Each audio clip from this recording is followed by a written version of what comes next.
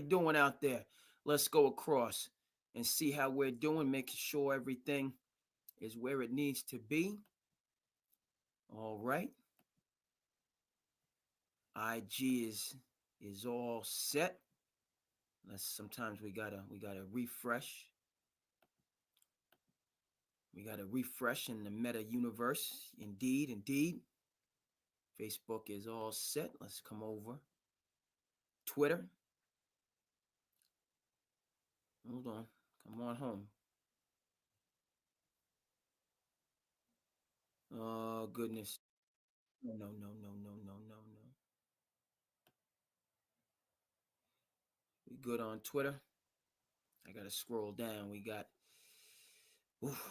some of the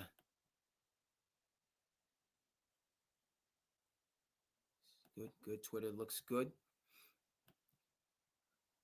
Make sure YouTube is on point. Gotta come back. Right? Gotta get back to the right account. Then we gotta check the channel. Yes, indeed. Very good. And last but not least, generally speaking, known for gaming, but my people in Twitch, can appreciate. Yes, indeed. Can appreciate sports commentary. And we're good on our socials. I hope you guys are good out there. Welcome to Sand City Sports. To the business. How is everybody out there doing on this Friday evening? TGIF. Yes. Woo! Month of March. Marzo. Okay. Where weeks can seem a little bit long. Got St. Patty's Day coming up. Looking forward to that.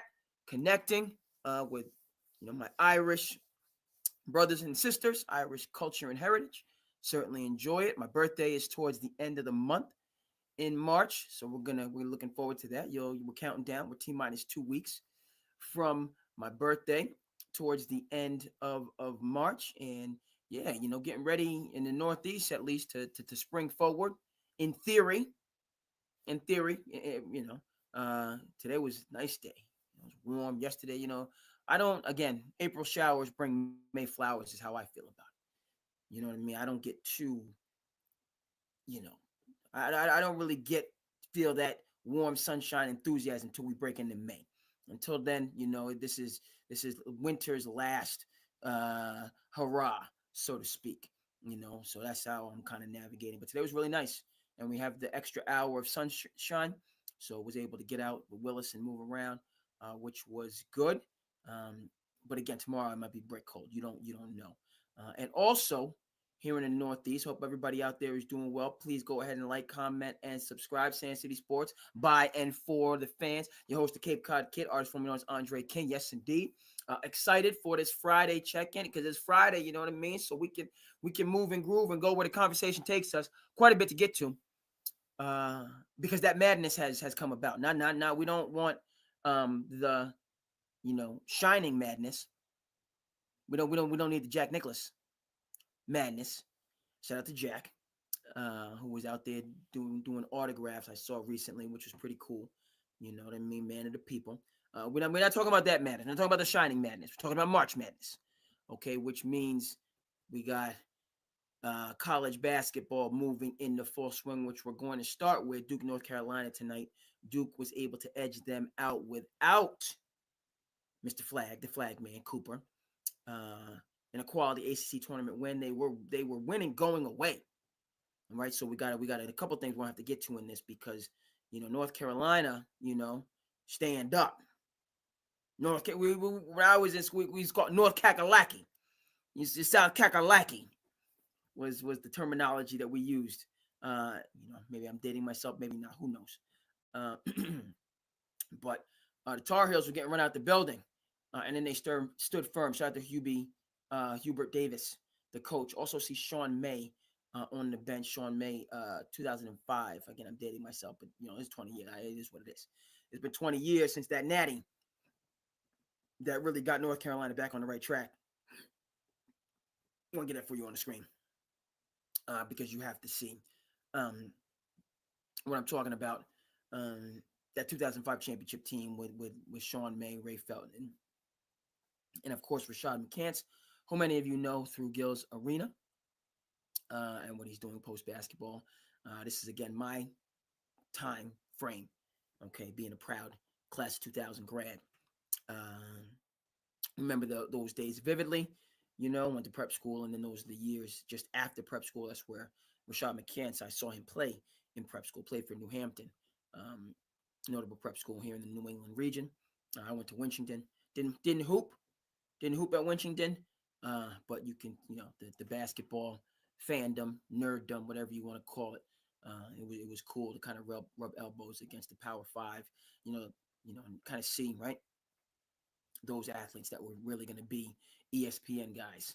And just to realize, they're people just like anybody else, right? The glorification and stardom in youth sports doesn't really, and this is, I get caught up in it still, which is kind of absurd.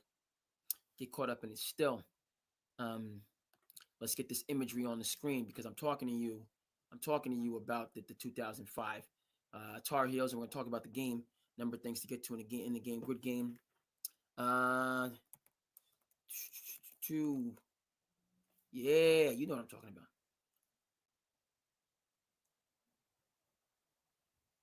Can we get the 2000? Can Google even do that?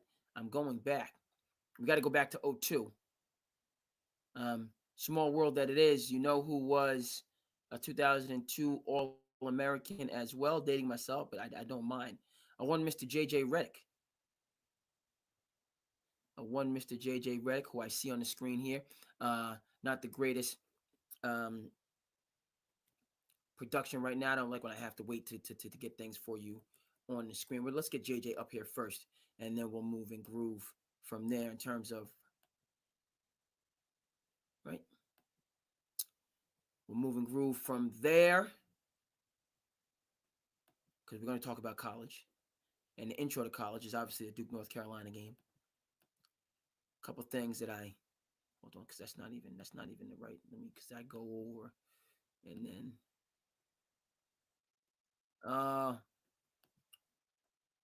okay. So this is good. This is good. You can see it in real time and then discuss.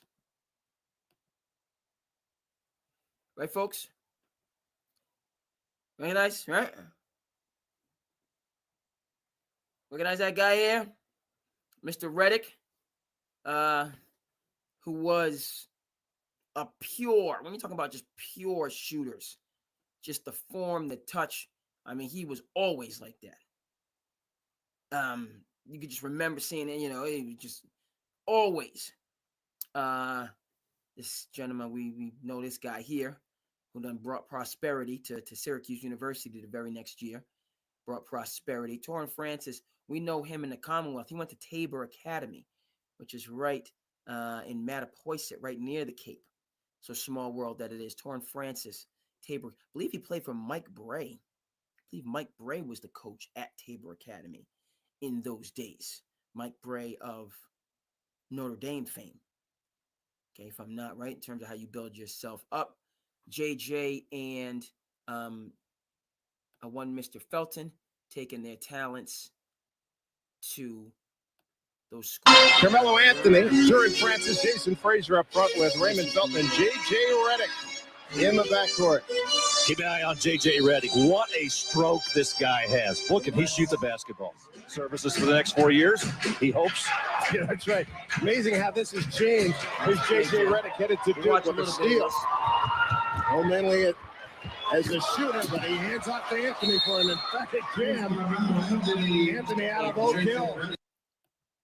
Felton, Amari. See a game like this, most of the time you're seeing guards take long-range jumpers. What we've seen in those two plays are pretty good passes. J.J. Redick with a nice drop-down pass to the cutter. Stars of yesteryear, folks. Quick shout-out. But we talking about that because, again, Sean May, who we didn't get a chance to see right there, but just believe, he's on the Tar Heels coaching staff. Tar Heels losing a close game, difficult loss because we had the lane violation. Could have tied the game, but if it's in butts with candy and nuts, we'd all have a Merry Christmas, right? So they tie the game. It's a much different, that would just because they were down one, so they had to foul, hit 2 free throws, and they had to go for 3, right? You tie the game, you can play straight up. You can play straight up because there's only, 4 seconds to go. So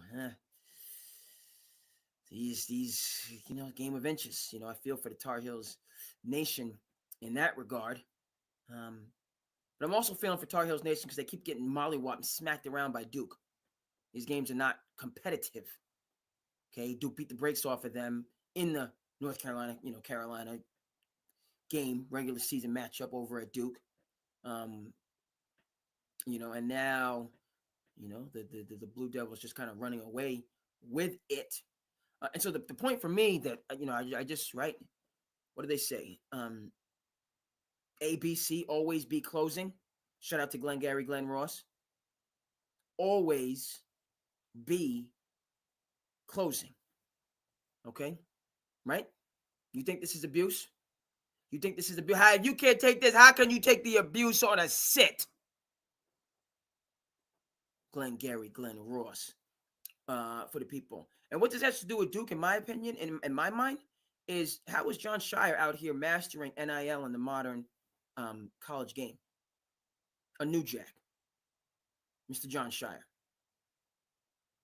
When veteran and quote-unquote traditional coaches are not only just leaving the profession, but having trouble keeping up. And as we talk about the young guy coming in, John Shire, who I liked, when he, at his press conference, what he say? I'm not afraid to be the guy after the guy. That's what he said at his press conference. And it's pretty. Duke was on the verge of a Final Four last year. A lot of people thought, they had beaten the Wolfpack previously. The Wolfpack just got so hot, super duper, white heat hot, and wouldn't be denied to get to the Final Four. And the Wolfpack, right? We don't know. It's almost a hockey type of scenario now. A couple things we have to get to in college sports, but just let's note that story from last. Wolfpack had 10 losses, got hot, put it together. Guys finally started pulling together. Final Four over a John Shire-led Duke team who was ready. And they're going to be ready next year with the Boozer brothers coming in. Okay, but what sticks out, and we're going to get back over to Carolina, when Mr. John Shire and the individual who we were just watching, Mr. J.J. Redick, in their first head coaching experience, have both. Now, I know it's just year one for JJ, but the Lakers, okay, are talking about home court advantage in a Western Conference that's loaded with teams in the play-in and out of the playoffs with veteran coaches and tons of talent.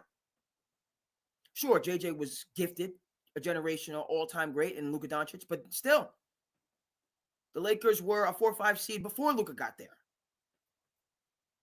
So shout out to JJ, respect on his name. Over to John Shire. Different scenario, right? Because JJ obviously played in the NBA, a guy that carved out a role for himself in order to have that long NBA career because he wasn't the guy coming out of Duke. Interesting, look at back, in terms of his time at Duke, had his ups and downs. Best year was his sophomore year when Luol Deng came in, right? Luol Deng, who was, dating myself, don't care, the number 2 player in the class of 2003 behind. Do we remember? And we got to talk about the Cleveland Cavaliers smacking the Grizzlies around tonight, scoring 130 points. Donovan Mitchell not even out there. Doesn't even seem to matter. Again, coaching doesn't matter, right? I'm just going to continue to reiterate that for as long as the day is, as the day is long, I'm just going to keep coming back to that. Not only because I'm furious with myself for not going all in on the Cavaliers because I'm a Kenny Atkinson guy. And it seems like I'm a bandwagon jumper, but I know for a fact I'm not a bandwagon jumper. Did I believe the Cleveland Cavaliers were going to take the NBA by storm and usurp the Boston Celtics? No, I did not. Am I surprised? No, I am not. Kenny Atkinson's a first-rate coach, been a first-rate coach. Back to when he was in Brooklyn, when these statements were made about not needing coaches. Then he took his talents to the Clippers, right? Then he was headhunted. Okay, when we talk about the game behind the game, how Daddy Warbucks, Mr. Steve Ballmer, headhunted Jerry West from Golden State. By the way, Joe Lacob, Celtics 2008 championship. We're gonna win a lightning round. You know, it's almost rapid fire now. How's everybody out there doing? I hope everybody's, you know what I mean. We're talking a lot to get to here on Sand City Sports on this Friday. Hope you had a good week. Hope you had a good day. Sometimes, what do they say? You know, I follow. You know what I mean. I follow different Hubs life on the gram. One of the guys, you know, normalizing the norm. Shout out to Hubs life. He does a good job. It's interesting, you know. I think he's going into, you know, had a number. I think he's doing full-time content now. He's got himself to that point. Tip my hat to you. You know, started off with slice of life stuff, just quote on his thing, normalizing the norm. We'll get Hub's life for you. You know, I keep some referencing things, but then, you know, one of the things he noted, I said, "Oh, that's a gem." He said the days are long and the years are short. Our days seem so super duper, but then the years you look up, doggone it, it's been a time. Days long, years short. Right? So we're going back a little bit. But the Celtics won a championship in 2008. Joe Lacob, now the owner of the very good. Yes, same for you know this stuff. I'm not acting like I'm some kind of genius. But Joe Lacob, owner of the Golden State Warriors, you know, leaves the Celtics after the 2008 championship, comes over, takes over the Golden State Warriors. What's the first thing he does? First thing he does is go get Mr. Jerry West. Okay, Jerry, Lakers, you've been with the Lakers. Come on up to Golden State. We need you. We need you, Jerry. And so Jerry West was the architect, yes, of the Golden State dynasty. Responsible for many a dynasty. The the Magic dynasty, Jerry. The Kobe dynasty, Jerry. The Steph dynasty, Jerry. The Clippers should have been dynasty in the bubble, Jerry.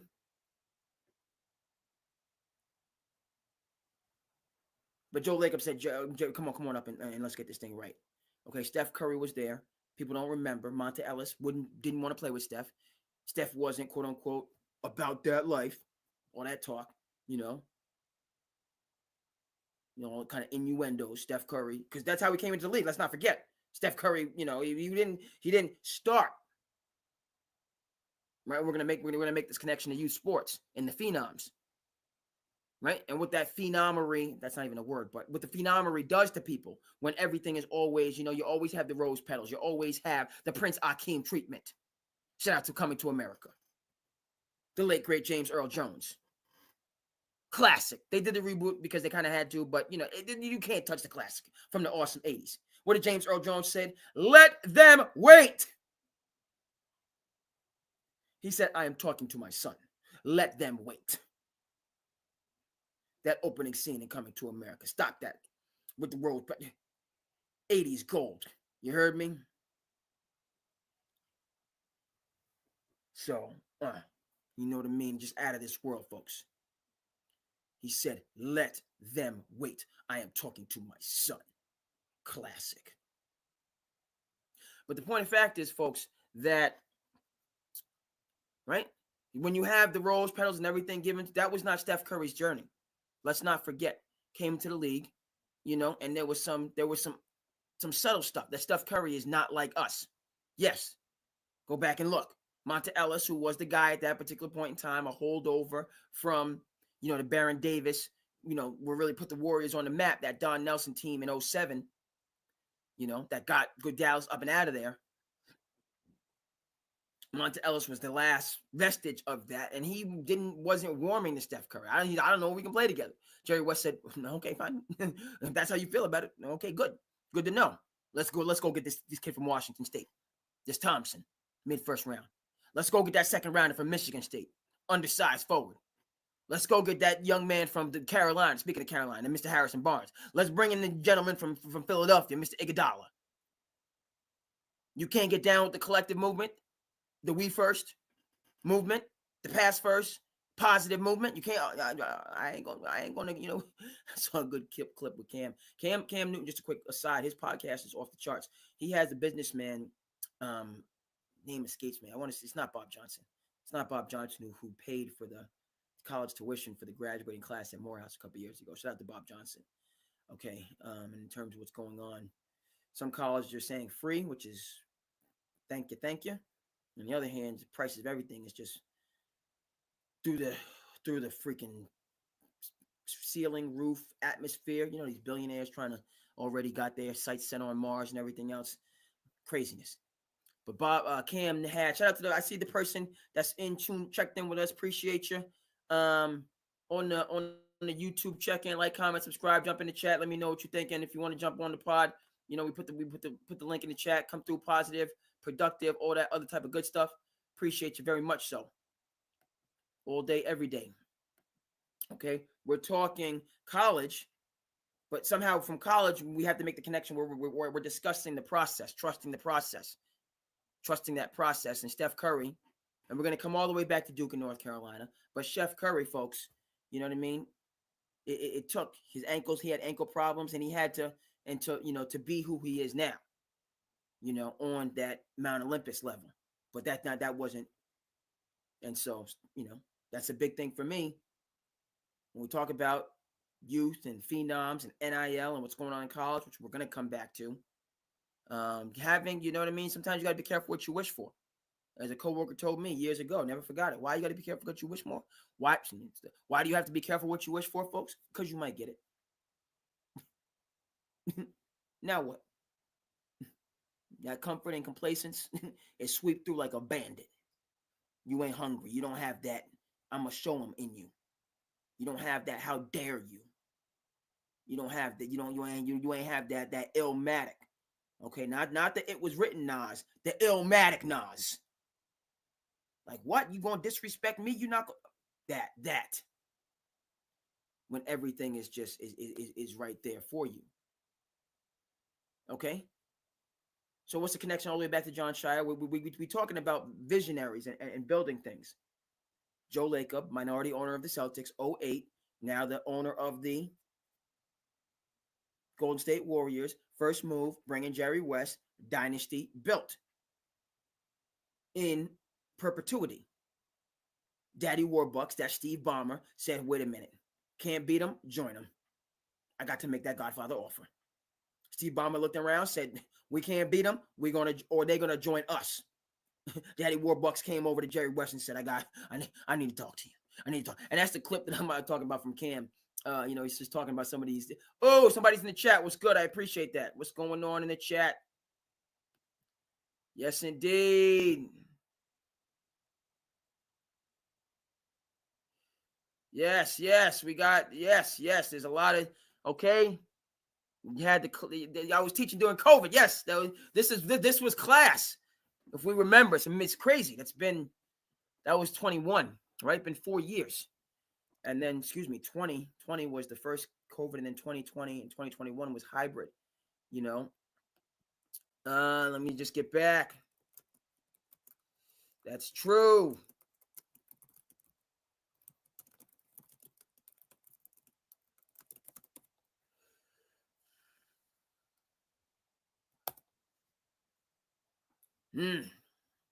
Yes, indeed. I always appreciate the, best and brightest checking in with us. Okay. And then just thinking back, right? We do the pod, this is by the fans, for the fan. Let me just, on that note, let me just let folks know that we are doing this should they want to jump in. Just let them know, because it's time difference on the West Coast. It's only 7:30. It's still light outside on the left. It's only 7:30. What I mean? Daylight savings, so it's only 7:30 out there in the West Coast. We 10:30, but it's a Friday, so we're gonna move and groove. We're gonna Sunday on this Friday, Sand City Sports. We're doing what we're doing. Okay. We get back, we making a connection back, but let's right. Daddy Warbucks come and he brought Jerry in. I need you. Made the Godfather offer, and then Jerry built up the Clippers into a championship team. We forget that Clippers team because, first of all, they missed out on the opportunity to win a championship in the bubble, up 3-1 against Denver, and then they were just never healthy after that. But Jerry's the one. Real trades happen in silence. Now we know what he was giving up. He knew what he was giving up in terms of Shai Gilgeous-Alexander, 2025 NBA MVP. He knew, but he had to get Paul George home, back to to you know what I mean, to compete for that championship. That's what he had to do. And again, this is 1920 going into the pandemic, right? 5 years in the rears Just craziness. It's about this time. I think today might be the 5-year anniversary. Actually, it's the 14th. It might be 5 years. I have to check. If it's not, it's this week to the day where the world shut down. That's wild. 5 years. And it may have been it's around this time. Because I remember the youth tournaments were happening and people were like, I don't know. And at first, and Rudy Gobert was touching the microphones, right? We didn't know, and then, it started off as 2 weeks. They said school's going to be closed for 2 weeks. And then some districts just said, no, and every district was just trying to, okay, it was going to be 2 weeks. Okay, it's going to be a month. Okay, and then, I remember some districts were just like, we're done for the year. In March, we're done. We're done. And people were like, what? Right? It was wild. Government had to come and, get people to, it was wild. Those times, just thinking back that you lived through it, in real time, just things would be open, social distance, wow. But 5 years ago, unbelievable. And we're gonna make it back. Cleveland Cavaliers game just finished up. We got a couple other things, Big East tournament, so on and forth. But yeah, so Steve Ballmer came and got Jerry West, and the rest is history. But the same was true for Kenny Atkinson. Reverse. Brooklyn didn't need a coach, so Kenny was like, "Okay, I'm still gonna do my thing. Come to a first-rate organization, the Clippers, as their lead assistant, doing the player development." And we always mention Sean Fine, prior to Barnstable High School, class of '96, who's now a director of player development for the Clippers. You can see him on the second bench. Okay, on his just coaching journey, he's going to be an NBA person, NBA now lifer. He's established himself after playing professionally overseas, after playing at Georgia Tech, after being a Division II player. Prior to Barnstable, Massachusetts, Sean Fine, Red Raider. Okay, so Sean connected with Kenny, right, and was the G League head coach in Brooklyn. And then so when Kenny went to LA, Sean went to LA. And then Joe Lacob came and got Kenny Atkinson. So we need you. We need you. And Sean stayed, right? So Kenny was, on the bench. And Kenny was after, I believe that was Mike Brown was there when they won the championship against the Celtics, unfortunately. And then Mike Brown went to take over Sacramento and build them up. And then Sacramento wanted to become a dumpster fire. Okay, and so when they lost Mike Brown, that's when they brought in Kenny Atkinson, right?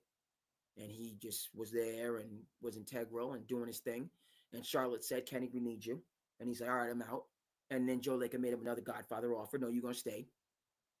Charles Lee, Celtics assistant, is down there trying to make the most in Charlotte, build them up. But then finally the Cleveland job opened up and Kenny's like, "I'm out."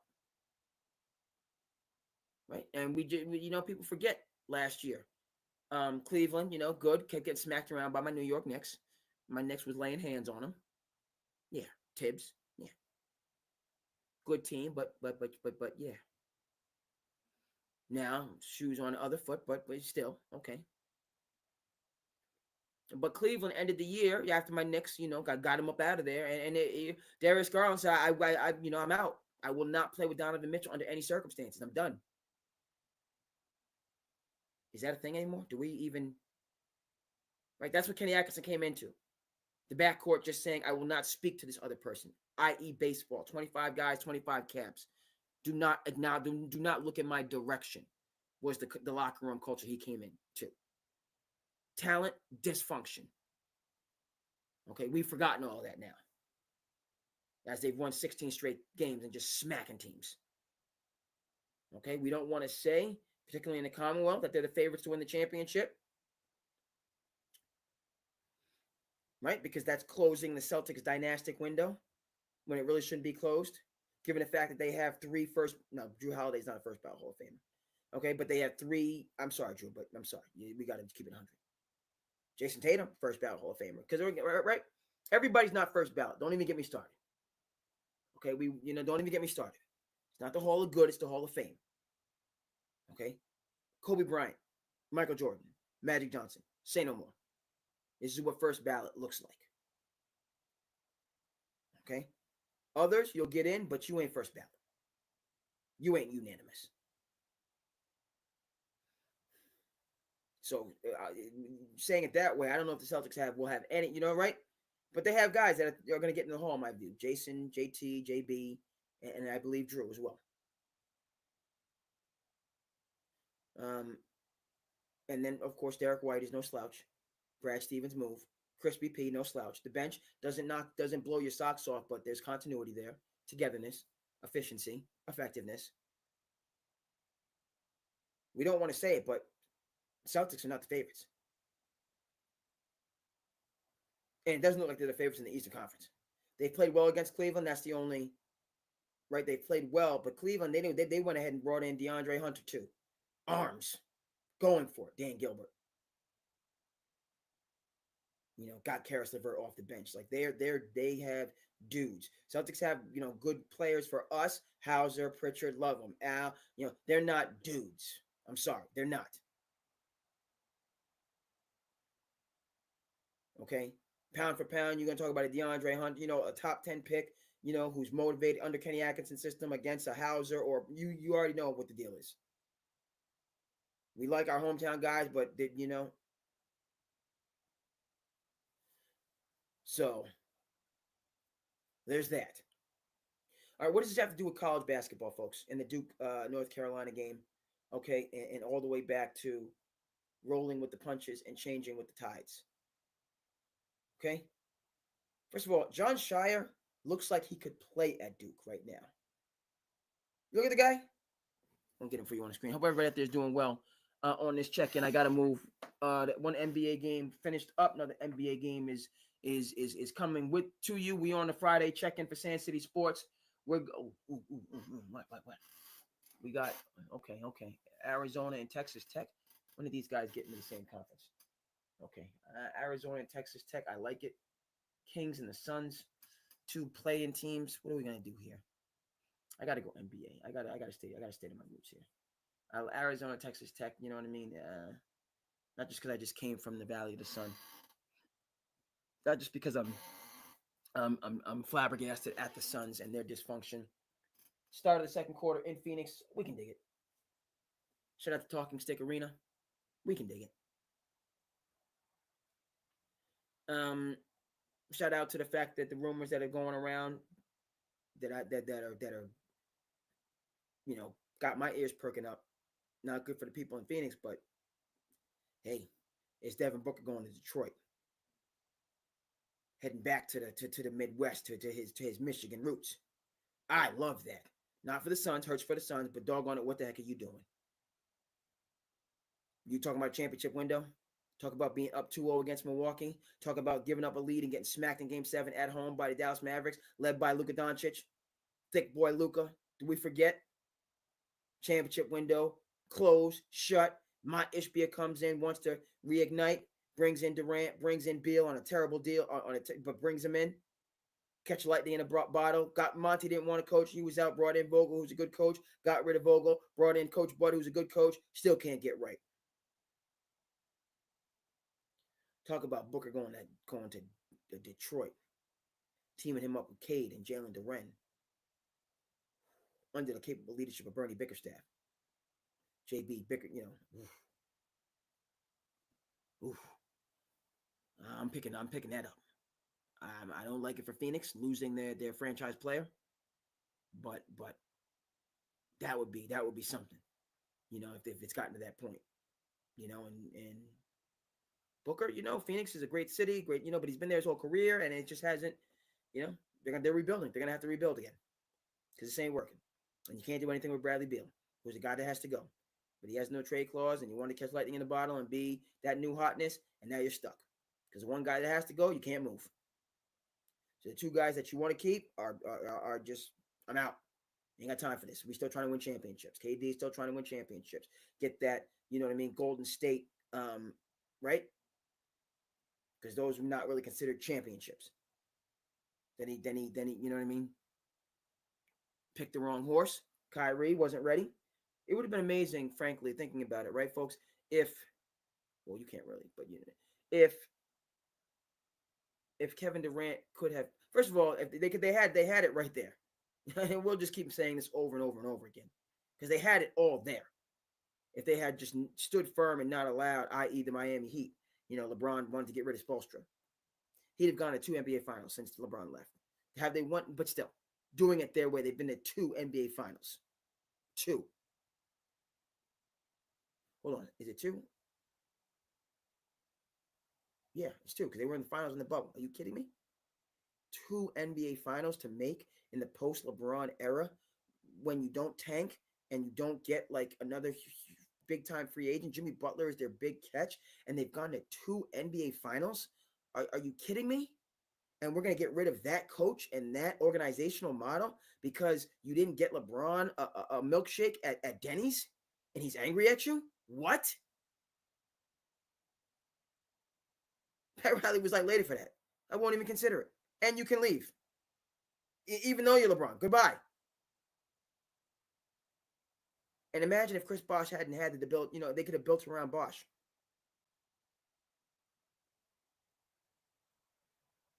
And Brooklyn is just going to, Kenny Atkinson, you can go. You didn't order the extra set of fries for Kyrie at Nathan's hot dog. He's angry with you. You have to leave now. You can't coach anymore.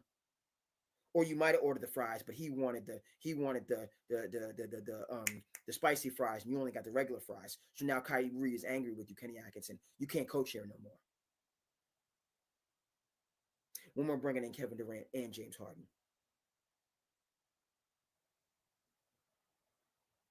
So back to KD and why he has to get up out of Phoenix. Okay? Because, you know what I mean? He joined a 73-win team. He doesn't get credit for those championships. He just doesn't. And everybody, he knows it and everybody else knows it. And he partnered, Kevin, what do you know what I mean? He partnered with Kyrie. But my point with all this is imagine if KD had got the Kyrie under Jason Kidd's leadership. Jason Kidd, the first coach in the NBA ever to unlock Kyrie. He's torched a number of franchises right here in Boston. Is one. Torched that championship team. Never mind the Gordon Hayward injury, which is awful. But they all came back the next year. They could have been a championship team. Kyrie destroyed JT, JB, Big Al, Gordon Hayward. The culture in Boston was abysmal. I don't even know what Archimedean means. Draconian is the word I'm looking for. Is how the Celtics culture and locker room was in Kyrie's last year with the Sage. Just can you imagine, right? Just going into a workplace with just that one bad apple that absolutely spoils the bunch. Irrevocably. If that's, you know what I mean? We forget that here in Boston. Kyrie's last, just what the Celtics, the first year when the Celtics were good, when he was out, right? And made moves and he wasn't around to support them, all those subliminals. But then the next year when he was here, and you had guys that they brought in the Morris brothers, it was just, but Danny Ainge wouldn't, wanted to hold on, because Danny Ainge was trying to go for the mega deal and get Kevin Durant.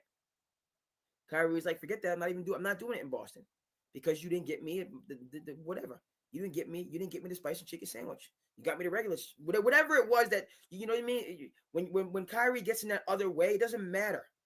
It doesn't, that other Kyrie, the zombie Kyrie, whatever, when he's just determined to be the contrarian without a cause, the supreme diva up there with Diana Ross, he's just going to tank your entire organization. He did the Celtics. Then he went to Brooklyn and he did the same thing to Brooklyn. Joe Tsai was like, I would rather lose. Joe Tsai finally just, you know what I mean? Tried to appease. It's almost like one of these dysfunctional relationships. Joe Tsai, appease. And finally Joe Tsai is like, you know what? Push me. How do you think I got to the point of owning an NBA team coming from Asia and doing what I do? You're talking to? I'm trying, and now I'm putting on the other mask. I'm putting on the other face. All right? Ground your behind into dust. How dare you? And then Joe Tsai, you know what I mean, came through with that old school real leadership. KD, Kyrie, whoever, you can get the smoke. Okay? You're on ice. You want to walk around, being, we'll get to you when we get to you. I want to go to Phoenix. Kevin Durant saying, we'll let you know. Enjoy the bench. Now, Durant, more diplomatic and, you know what I mean, pragmatic, you know what I mean? Got to where he needed to go. Kyrie going to Dallas, that was at the time when they made the deal, it was like Dallas was reaching at straws. This is not going to work. And guess what? Shout out to Mark Cuban. Shout out to... Shoot, I don't want to drop my... Hold on. Dog on it. Excuse me. Bring this over here. Sorry, folks. My comb fell. Is the 5-second rule still in effect? I think it is. No dust.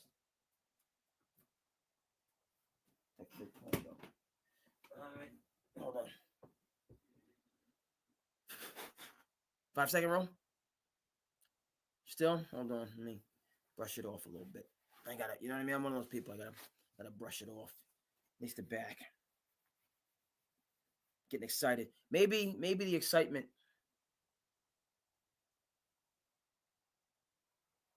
Yeah, my man talk, buddy from high school.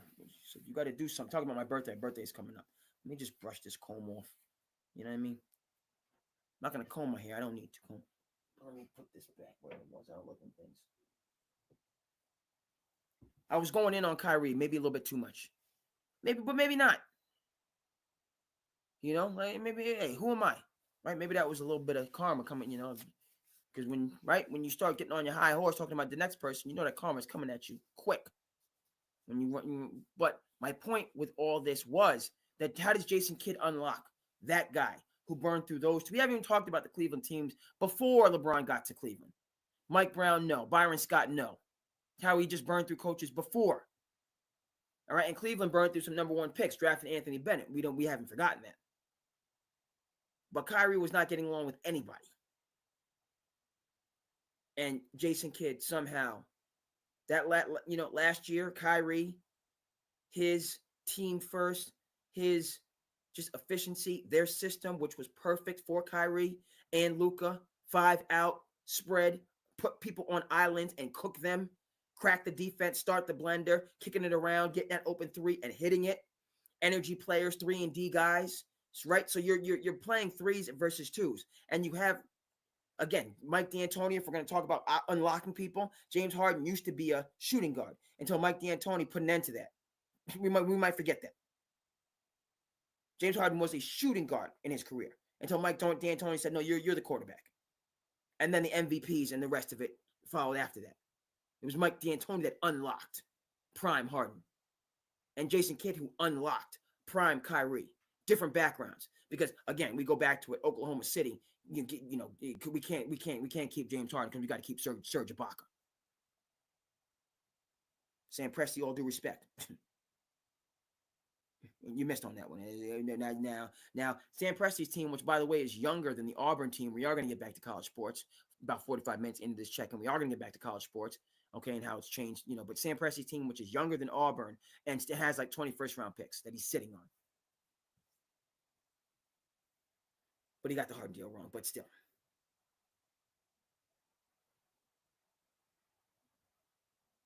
Okay, what does all this have to, you know what I mean? So just credit to Kidd. A further just annihilation in terms of this Luka deal, which is madness. Absolute, utter madness. You got 2 confident, egotistical, ball-dominant, offensive phenom players, and you get them to play together in a common effort, in a scheme that fits them, that just befuddles teams that are better. Minnesota was the better team last year. They went home. Okay? They were winning. They were beating teams. Dallas should not have gone to the finals last year. It should have been Minnesota who dethroned the Denver Nuggets. And if it wasn't Minnesota, it should have been Denver. It was the Dallas Mavericks under the capable leadership of Jason Kidd, who got the Suns out as well in their championship window. Go home. Window close. Okay? Go get your binky. And we're going to blow that up. We can't leave well enough alone. Madness. All right? Point of fact, though, we just imagine if KD who needs a championship, which is why he's out of Phoenix, even though they're playing right now, and they're, goodness gracious. They got some pretty bad ranks across a number of different things. Coach Butt's still a good coach, though, but goodness gracious. KD, right? Imagine if he had gotten Kyrie, like the right Kyrie, the right coach, and a right system, not just like a dude, We're just going to bring in Steve Nash because he's a good guy. We like him. We'll listen to him because he plays video games with us at night. Even though that coaching staff is ridiculous with MA, with Mike D'Antoni, with Jacques Vaughn, but still, the culture over there, and KD had a part to play in that. One flew. I can't even. It's just madness. I've used that word enough. I'm going to use something else. But just the mindset in terms of how you have to coddle people and coddle them and coddle them and coddle them again in order for them to show up to work. What's going on? I appreciate. Yeah, because that was the one chat. I appreciate you. Okay? But you think, just imagine what's going on with people on Facebook. I appreciate the folks that's liked. Yes, appreciate the reactions, very much so. Jump in the comments, let me know. I gotta do a better job of checking across my socials. On the gram is going well. Twitter, yep. Tube, and all right, we're going. It's a Friday night. I hope everybody's doing all right on a Friday. Saying we this is a Friday, baby. So we gonna go till we have to go. And we are gonna get back to college sports. But KD, Phoenix.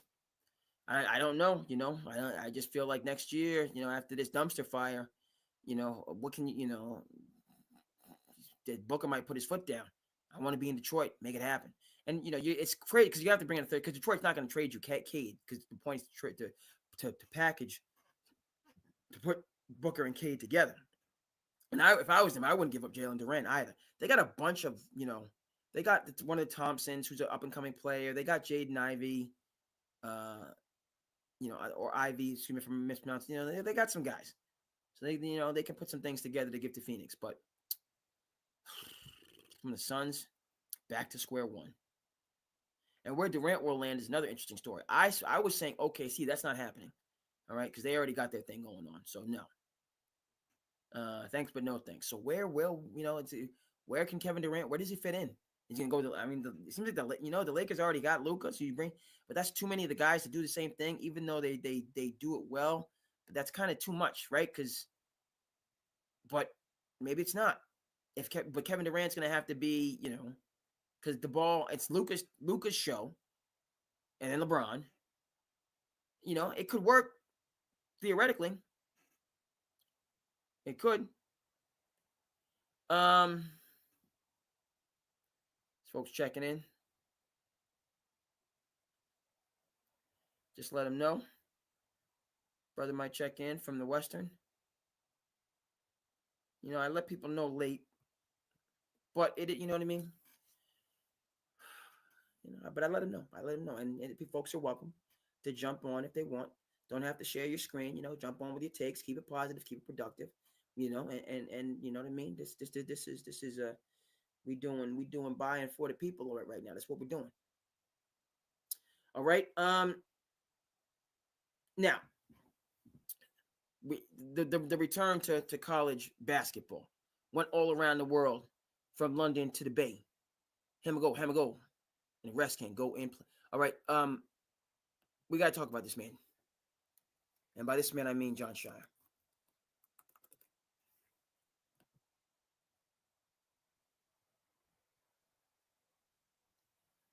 Okay.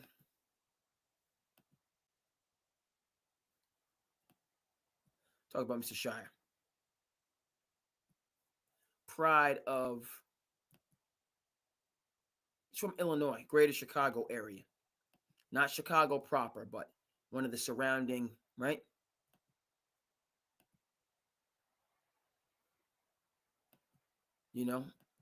And he's living it.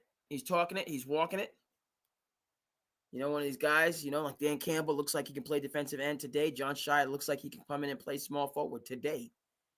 just get out there and hoop. I was thinking about it. It's like I imagine him not training with the team, but having a personal trainer, like the training staff also having to make sure that he is in peak shape along with the players, which sends a message.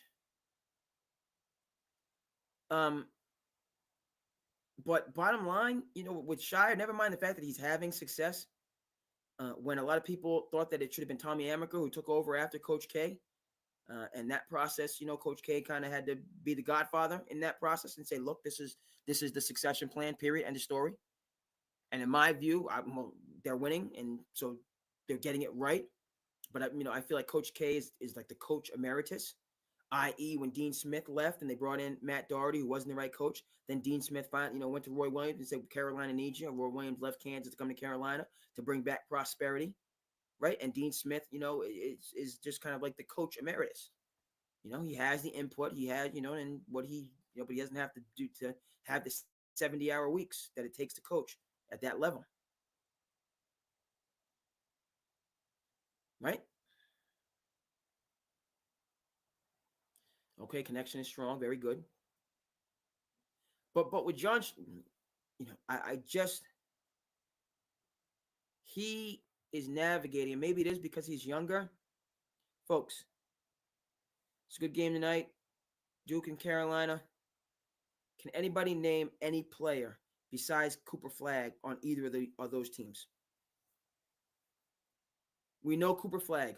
Who the heck else plays for Duke? Now, again, basketball people, Luol Deng's got one of his, countrymen on the team, and this kid Knepp, I followed him vis-a-vis the EYBL circuit out of Wisconsin.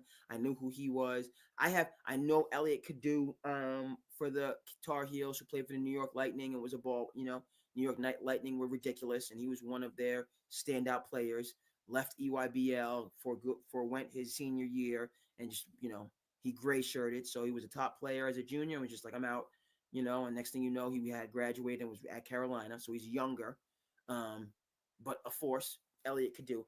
I don't know, and this is for like basketball people. Point of fact, though, it's not. This transfer portal needs to be put in check. It does. The NIL, get your money, fine, but it cannot be every year. It's a new team for every team. Never mind the fact, like I was saying, Bruce Perry, we're talking about the average age for Auburn is like 26. This is supposed to be college sports. That's 2 college educations. If you start at 18, so you do the first 4 and then you do another 4? Or like, did you go to B? How are you 26? And like, we're still having eligibility. Shouldn't you be in the G League? College sports needs to get their arms around this transfer portal. I'm happy for Rick Pitino and the fact, but Rick Pitino kept it 100. He's like, the reason we're good this year is because we got this player from that school, that player from that school, this player from the other school. We're loaded. Next year, we start from scratch. Danny Hurley said the same thing. It's UConn, back-to-back national championships. We're in the mix again. Half the team is about to be gone. All right, we take it a step further. There are NIL agents out there. NIL agents that represent these players that are taking exorbitant fees, right? NBA, I think it's like 3 to 5%. These NIL guys getting 10, 15% of the deal, getting the, you know what I mean? But again, if you're a kid, if you're a player and you have, you're not, you see what I'm saying? You're leaving. I have this agent and I'm just, because I'm not going to the NBA, even, I'm going to have a good college experience, but I'm not going pro. So I need to get all the money that I can in this 4 years, no matter how it has to go down. So I leave this year, I leave that year, I wait for a little bit, I leave again. Everybody, it's just, it is literally a casino royale. Nobody knows we know the teams, like, yes, Carolina, yes, like we can identify with the teams. Nobody knows who the heck, right? I just talked about Sean May and Ray Felton and Rashad McCants, who were All-Americans in 2002, who played 3 years at North Carolina, who were started with Brad Dory, who went to Roy Williams. The team didn't have had some chemistry issues. Rashad McCants was a notable part of that. They still came together to win the Natty in 05, beating, amongst others, Louisville with a kid named Francisco Garcia, who you guys might not know, but I know because he's a prep school kid. Okay? You knew the players on the team, their background, their development, playing for Carolina. All of that is just gone. And it's not even that it's a minor league. It is a buck wild, just capitalism on steroids, free market madness minor league. Like, there is no continuity anywhere. And never mind the fact, like, how are these guys even staying eligible? You go to school for a half a semester, then you transfer to another school. You didn't even finish a year or a semester at the one school. Then it's like a semester by semester proposition. How are they even eligible? If I was only going to be in a school for a semester and I had all the responsibility, I'm not going to class. I'm not doing anything. I'm only here for what? It was hard enough to help get college guys to do work when they were staying in one place for 4 years. Now they're staying there for like 4 months. There needs to be 2 years. Wherever you go, you stay for 2 years. Or they have to bring back you sit out for a year. It just, I wasn't, but I can see why that rule, and, folks like Dabo Sweeney, you know what I mean? And it was just too much. The transfer portal more so than NIL is what is ruining college sports. NIL is long overdue. Transfer portal that snuck in with NIL, no. Get all your money. You have to sit out a year if you transfer. You can transfer, or you can't. It can only be the one transfer. You can't keep transferring multiple times. But it just has to be, everybody. And then are the institutions out of this? Talk about Texas with their own network. What the heck does Texas belong in the SEC for? And these mega conferences that have no geographic relation. Next thing you know, Hawaii is in the ACC. Hawaii is in the Big East.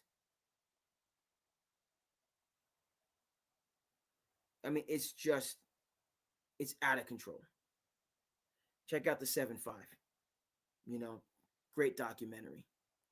Okay, the 7-5 BK. Also check out Brooklyn's Finest, which we're going to Antoine Fuqua. Okay. Bro might jump on. We're at an hour. We haven't even touched the NFL on this. Suns, Kings have come back. It's a 2-point game. A bottle of the basement over here.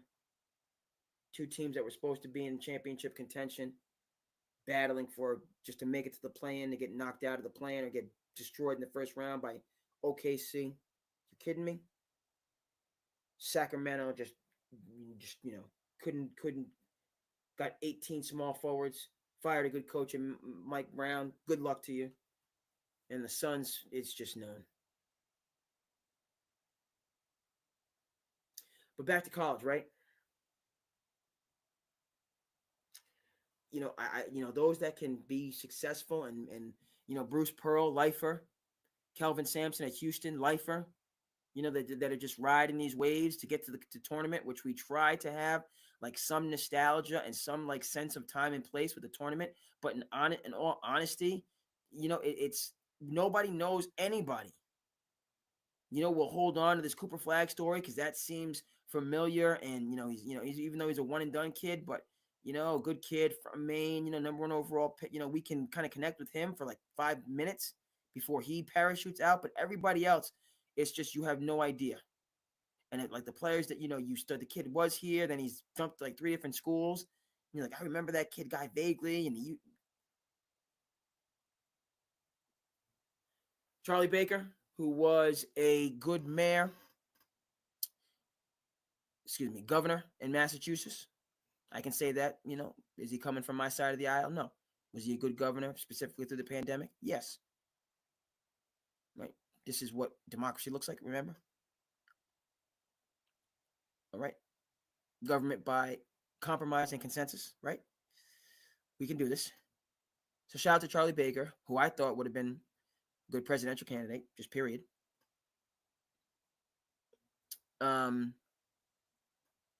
We'll just leave that there. But he runs the NCAA now, folks.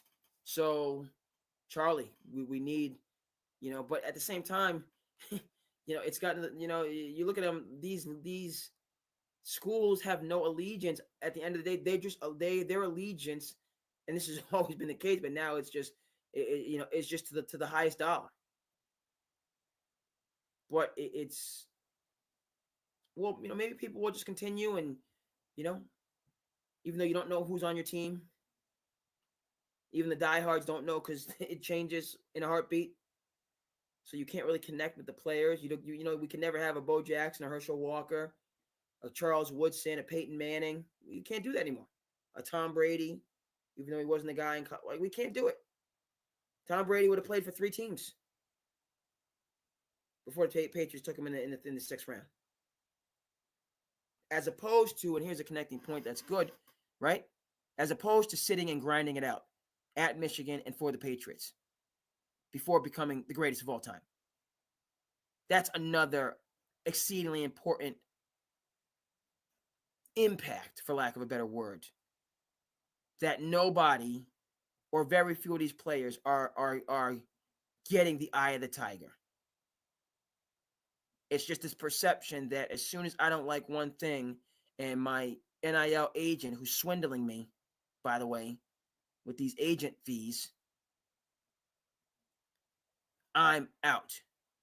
Okay, so that's going to serve you where else in life? Once your high major time ends, which it will, like, where is that going to help you? Playing for Real Madrid if you do go overseas or, whichever country. There's a language barrier. They do things a certain way. You're all the way halfway across the world. All right, and so one thing doesn't go your way, and you're gonna call your NIL agent to make it go home. You should see how some of these players are treated in other countries when they act in American ways. Nuts. Like, leave now. You can walk. Goodbye. Never mind all the geopolitical stuff that's going on and how people feel. We got to do better. We got to work together, folks. Good, bad, we got to work together. Starting with me. I talk the talk, but I get as angry as everybody else and start acting in a juvenile way. Just, I'm no better. But right, this NIL, like, and this is talked about the last episode in terms of like, it's just pervasive at every level. Unfortunately, you know what I mean? Shout out to John Shire. Looks like he can play.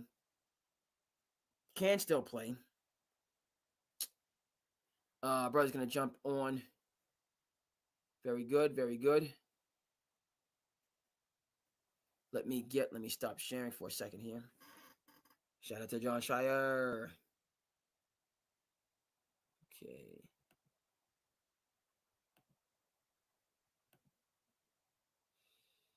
Let me get the okay. Boop, boop, boop.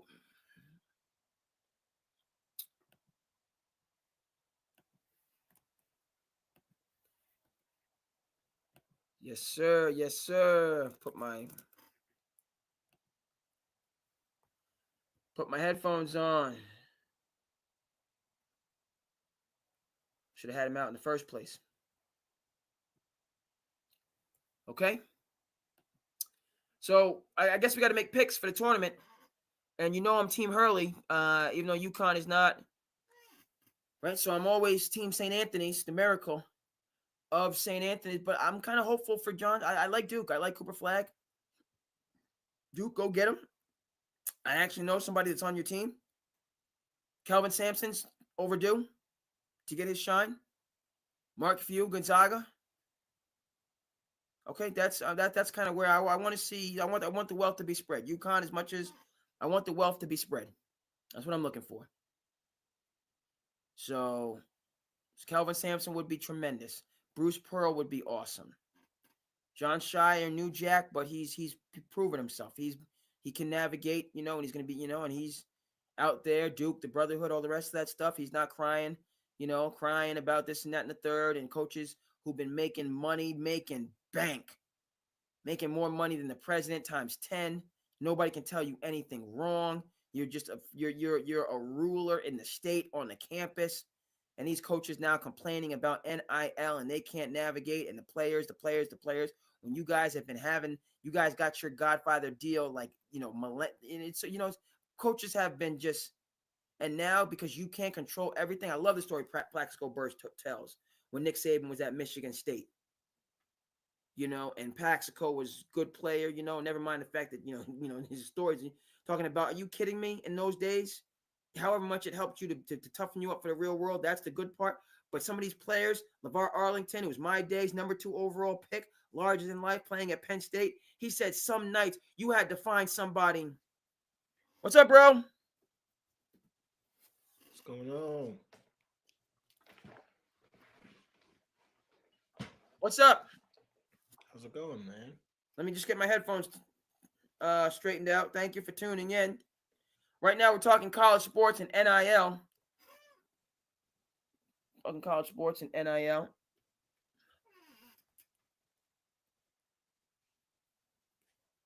Okay. How's it going? It's going good, man. Just watching these games. There's a lot of basketball on. You got the Suns game? I'm watching college right now. Arizona game? Yes. All right, I was watching the Suns game. I'm watching the UConn game. UConn's playing too? Yep.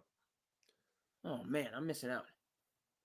So, just to thank you for tuning in, bro. Shout out, got the setup. Celtics championship. It's good to visit over the weekend and celebrate. So, respect in terms of the big things that are happening out in AZ, and you know what I mean? Just so credit. But look, so we're talking about NIL and college sports. And, one of the things for me that I was just noting is I have no idea who anybody is on any team. I know the teams. I can, but I have the players. It's musical chairs. And I just, that's a problem for me. I think it's a problem for a lot of people. You can't develop a connection with, never mind the one and dones, but just anybody at a school over some years. I would have to disagree, and the reason why I say that is you must just simply don't watch college basketball. Okay. I don't watch college basketball, meaning, like, for instance, the best player on ASU, this kid, John Sanan, who's from the Commonwealth. He's from Fall River. Is he going to be there next year? Probably not. But, I mean, you can follow players more so in where they go. But, I mean, like, for instance, Caleb Love went to Arizona. Trey Townsend went to Arizona. You see, Michigan State got some dogs. Maryland got some dogs. Indeed, they do. I've been tracking these teams kind of late. I picked up college later, I would say, in the season. And St. John's is really good as well. No doubt. But you saw what Ricky Pitino said about St. John's, that, he's going to have to get a new team next year. Yeah. And the team that he has this year primarily came from other schools. That's the landscape of college basketball now, the free agent system. No doubt.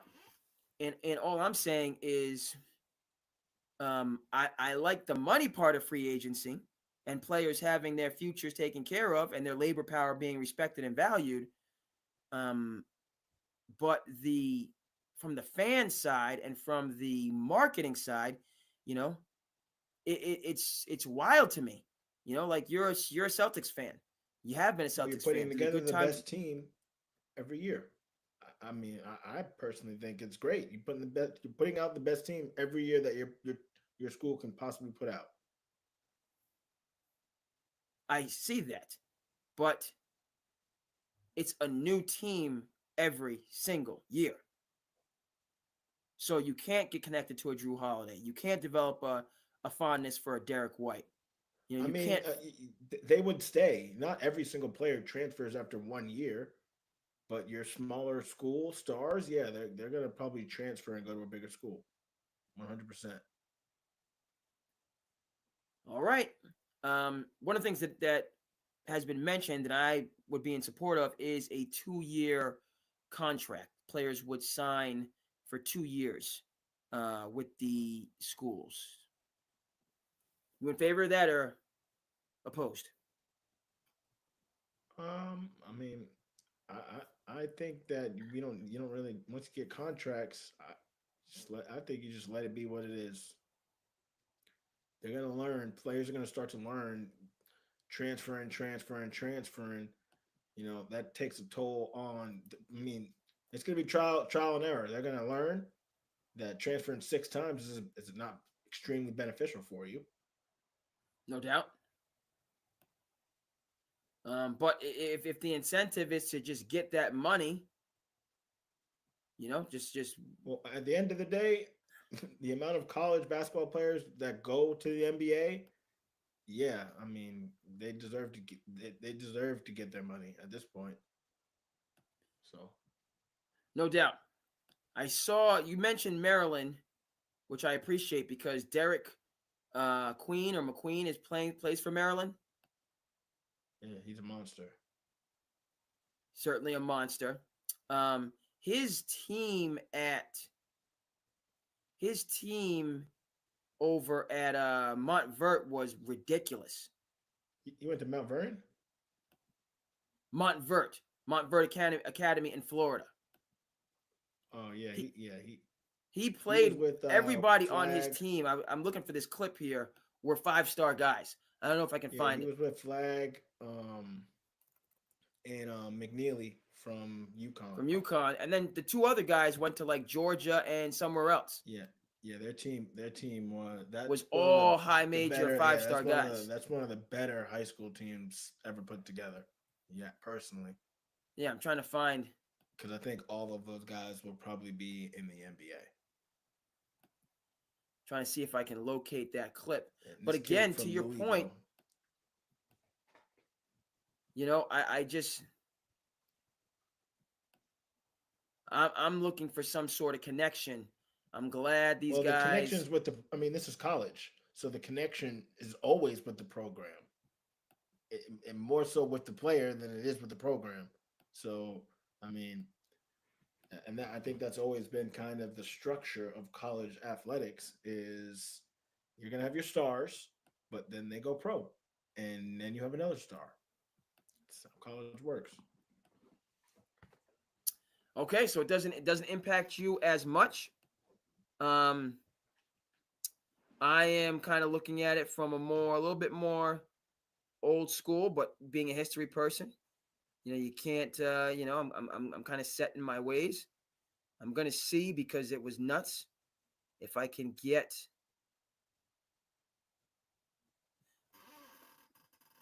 Okay, let's take another because you made a good point. Let's talk about because you noted that I didn't have this information. You talked about Auburn and their average age being older than the Oklahoma City Thunder. So I want to get your thoughts on this take by Bruce Pearl, and then tell me a little bit about what you think about Auburn. Has not started a game and has not said one word to any of his coaches. His family has not said a single word because he was raised right. And look, guys, there are still great stories about kids that want to be coached. They want to be held accountable, and kids that aren't. You know, I spoil my children, but I will slap the rotten right out of them We all spoil our kids, don't we? But we ain't gonna spoil them right now. And that's why I want to coach, and that's why I want my kids to feel they're loved. But when they do behave selfishly, or they do behave in such a way that either God's not going to bless it or it's going to bring the team down, we call it out. We call it out. And so, I mean, Todd's been great. And he's got great courage. As a freshman, the senior's done a great job kind of embracing him. And to play the entire game and to have Butler guarding him sometimes and not have a turnover is incredible. Pettiford has not started a game and has not said one word to any of his coaches. His family has not said a single word because he was raised right. And look, guys, there are still great stories about kids that want to be coached. They want to be held accountable. And kids that aren't, I spoil my children, but I will slap the rock right out of them. Okay, so let's hold up right there.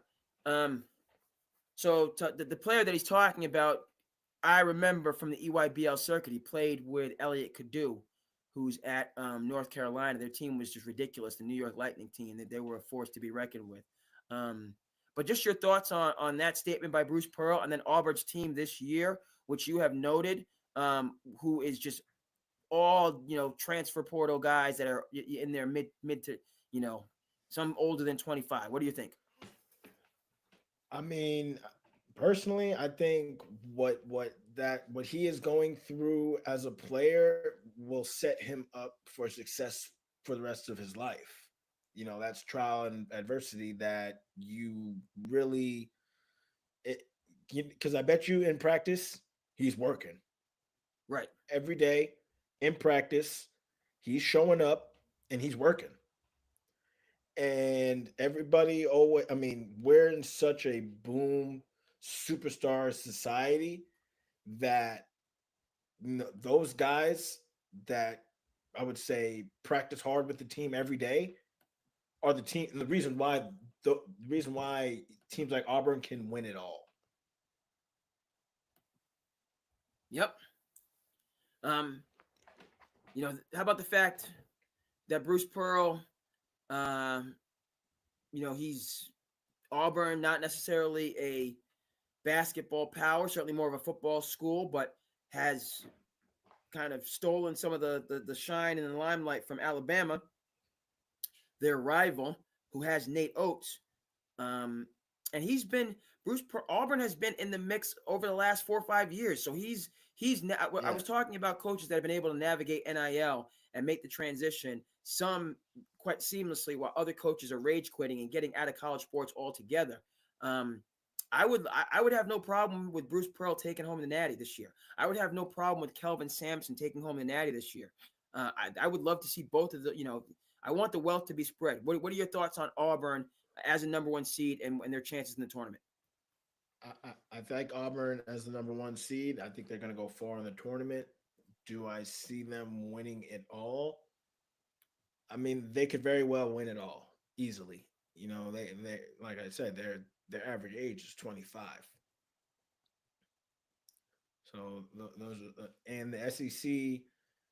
I think the national championship will be coming from the SEC. So I don't know. It might be Florida, might be Auburn, Alabama. Interesting to see Alabama's there. Interesting to see what's going on with Cooper and Duke. Yeah, I think I think he might play. I don't see why he wouldn't play in the ACC championship game. He's not playing in the ACC championship. He's not playing in the ACC championship. So he's playing. They're getting him ready for the tournament. All right, but how many ACC championship games is he going to have a chance to play in? He's not. Andre, they said he wasn't playing. He's not playing. They're not even risking it. He's not going to be at Duke next month. But it's not worth him to play in the ACC championship on a half injured ankle and hurt it and miss the tournament. It's not worth it. Okay, point taken. I just don't know what's the the chance I'm not one of these. I don't believe in load management. You rolled your ankle. Okay, fine. Put some ice on it. It's not a. He's hurt. You're not going to play somebody who is hurt when you're trying to win a national championship.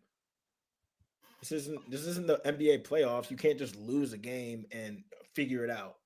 No, you need to make a run. I mean, the March Madness, you need to make a run. Yeah, so I mean, he has 6 There's no days. benefit of him playing in the ACC championship. If he gets hurt, what is the bet? It's not worth it. It's not worth costing them the run at the national championship. All right, point taken. But an ankle, you roll your ankle, you put some ice on it, and your ankle is hit fine. I'm not buying it. That you see, you've been too much bought into the NBA. If someone's hurt, they're hurt. Like I'm not like we're not here to sit here, and I'm not gonna sit here and talk on podcasts speculating people's injuries. If they're hurt, they're hurt. And my view Put is some ice on it, nothing. Yeah, Nope. the Utah Jazz said there's a difference between hurt and injured. Okay, hurt and injured, and again, that's my perspective when it comes to NIL. Okay. I always Bear Bryant it's not isn't NIL, it's coaching load Duke. management. I always Bryant go isn't coaching to Duke. excuse me, 1 second.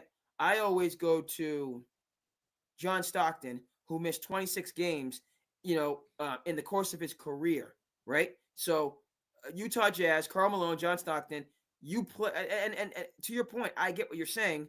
This is the odds-on number 1 overall pick. What I'm saying is he rolled his ankle. I don't even know if he has a high ankle sprain, which is different. A high ankle sprain, you have a tennis ball on your leg. A high ankle sprain is, I see what you're saying. If it's a high ankle sprain, if that's what he has, then of course not. Like, he'd be lucky to be ready by next Thursday or Friday, whenever the heck they play, if it's a high ankle sprain. That's what they were saying. Did you not hear what the coach said? We have to see how his body responds to what happened. Like, I don't like how the media today tries to portray injuries in a way where I'm not with. I actually hate it. I think it's wrong. Completely. To speculate on people's injuries. We all watched it. I mean, you saw his ankle roll. You play basketball, so you know the type of pain. Don't speculate. Right. So what I'm doing is relating my own minor men's league career. There are times when I roll my ankle in a game, and of course it's men's league. We put all the time in it. So I finish the game. Afterwards, my ankle is, I rolled my ankle, so it's sore. You do the whole rest, ice, compression, elevation. And then I'm not missing if I roll my ankle on Thursday, I'm not missing the Monday or Tuesday game. Back in the heyday when we were playing 2 days a week. So that's what I'm saying. If it's just an ankle sprain, there's a difference. I'm coming from the perspective, if you just sprained your ankle yesterday and the ACC championship is Sunday, so you have 2 or 3 days, you have another day or two, and all that you're doing, because you're a rich college kid, all you're doing is getting your ankle back right. I think he could get back to 80, 90%. What is the benefit of him playing 80% and getting hurt? What is the benefit? Okay, so again, as I said, my view, Utah Jazz, John Stockton. I understand your view. Like, players don't get hurt. You want them to play every game like Mikal Bridges and get a badge of honor. But yes, I mean, awesome. Yeah, that's not happening. So once you start getting with the times, it's not even logical. So literally, it's not logical. Your point of view is not logical. It's not logical. It's not. Even to Duke fans. Even to a Duke fan, they would be like, I don't know about the ACC championship this year. I'm okay with him sitting out. Okay. Yeah. And I guess the people in LA are okay with Kawhi Leonard sitting out the majority of his multi-million-dollar contract. He made a career out of it, didn't he? The people in Toronto were perfectly fine with him sitting out, weren't they? They sat him, came in the playoffs, and won them a ring. So, and since then, he's been sitting. And ain't no winning been taking place. So, this idea of load management. I mean, you use Kawhi Leonard. Kawhi Leonard's probably one of the most injury-prone players in the NBA. So what are you saying? What is that? He's been injured. He was hurt before then. He was hurt with the Spurs. So that's an invalid point. What are you talking about? He went to the Raptors hurt. So what are you talking about? They got everything they wanted out of him.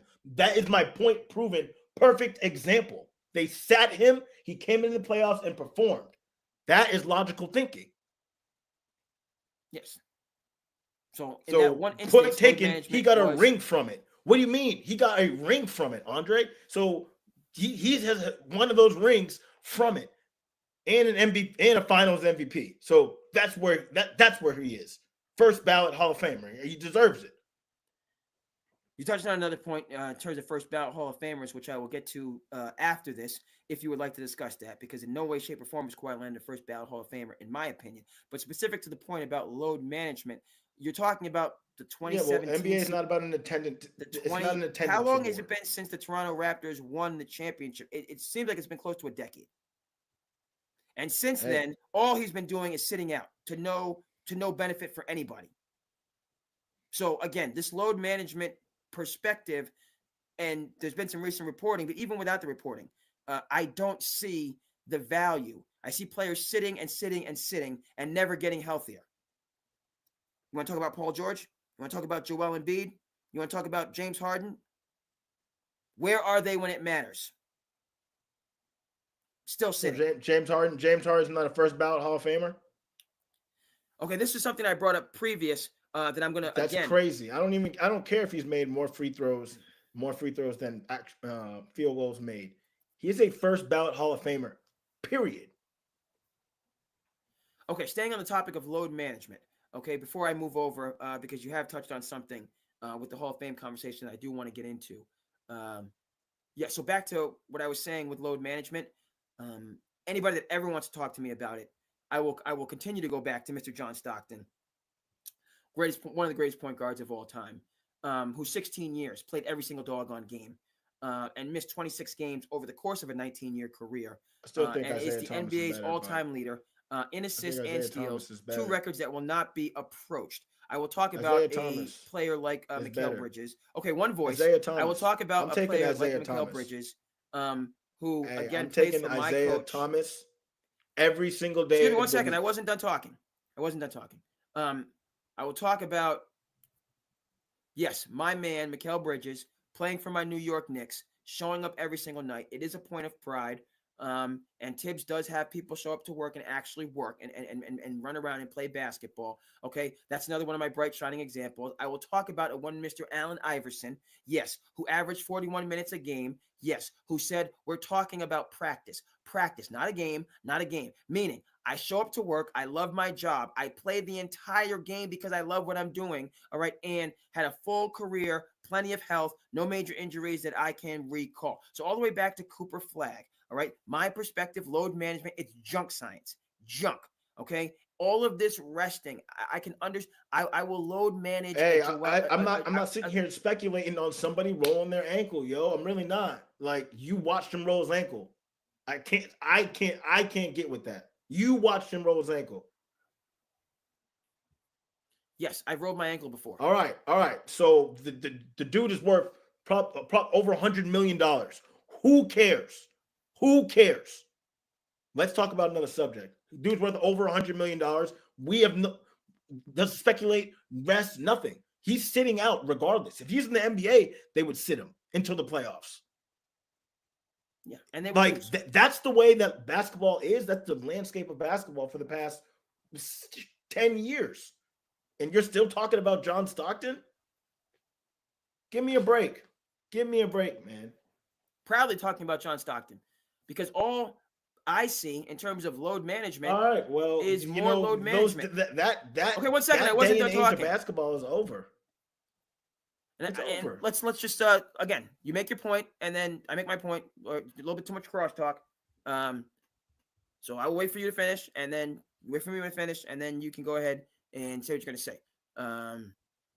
Just so that we can, kind of have a conversation rather than a shouting match, which is not optimal for anybody.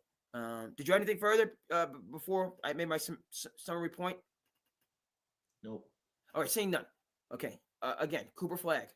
And my read, is that I just everybody is with the, you have these bubble boy athletes, and any little injury, every little injury, okay, becomes a big injury for everybody, and nobody ever seems to play. Cooper Flag is going to be at NBA training camp in 4 weeks. All right, he went to Duke to win a national championship and have some semblance of a college experience. All right, you're not going to get a chance to play in an ACC championship game again. All right, Zion Williamson, when they came up short, him and RJ, they went to Duke to win a national championship. They got knocked out by a very good Michigan State team. They missed free throws down the stretch. What was Zion Williamson talking about? He was talking about coming back to Duke because he loved the experience and he wanted to be a part of it. Now, obviously, he parachuted into the NBA and was the number 1 overall pick. But the point is, these games and these traditions matter. You can't get it back. All right. Anybody could just go to the G League and even though the G League's not a thing anymore because of NIL, you go to college to have that, even though it's only a year, experience that you can take with you for the rest of your life. Michael Jordan is not Michael Jordan if he doesn't have 3 years, not 1, 3 years at North Carolina with Dean Smith. That is the foundation for the greatest basketball player of all time. So back to Cooper Flag. Yes, I saw you roll your ankle. Boo-hoo. I'm going to cry tears of absolute because you rolled your ankle and you're a basketball player. Oh, my goodness. What is happening? Do we need to stop the presses because a basketball player rolled their ankle? Every basketball player knows what it is to roll their ankle. If it's not a high ankle sprain and you go to Duke, one of the most profitable universities on the face of the planet with the best coaching staff on the planet. I'm not done yet. With the best coaching staff on the planet. And the best training on the planet. You're getting the best treatment. It stands to reason that your rolled ankle, not a high ankle sprain, but a rolled ankle could be healed in the span of 5 days so that you can play, which is the reason you're at Duke in the first place. You can play in the ACC championship game and have an experience. Then you can play in the NCAA tournament starting next week and possibly win a championship. Or you could lose in the first round and it's all over in the blink of an eye. Just for an ankle sprain, for me, not a high ankle sprain, but just an ankle sprain, I think this is much ado about nothing. Put some ice on it, put some dirt on it, walk around and get out there and play basketball. Stop all this bubble boy load management. I can't walk down the street because I might get struck by lightning ridiculousness, okay? And live your life with reasonableness, but live your life and in favor of doing what it is you have the ability to do, which is play basketball with the best medical technology on the planet. Go ahead. Yep. So I'm tired of everybody thinking that everything is load management when somebody gets hurt. If he misses 2 games, boo-hoo, cry me a river. The perfect attendance award is not, he has to miss a couple games. It is what it is. People get hurt. So the fact that you even play sports and you won't recognize injuries happen in the game of sports because you would play on a hurt ankle, Andre, hundreds of millions of dollars are on the line. Like, think about that for a second. Think about it. Do you even fathom the risk is not worth the reward? And you don't even know how serious the injury is. So for you to say, oh, boo-hoo, load man, I think that's crazy. And I can't get with it. So I'm going to stand on what I'm saying. That's wrong of you to even say, oh, boo-hoo, nope. Because you give badges of honor for someone who shows up to, guess what? There's nothing in the record book for that. They don't, you know what I'm saying? No one's going to say, oh, he missed 2 games this year because he rolled his ankle. Oh, okay.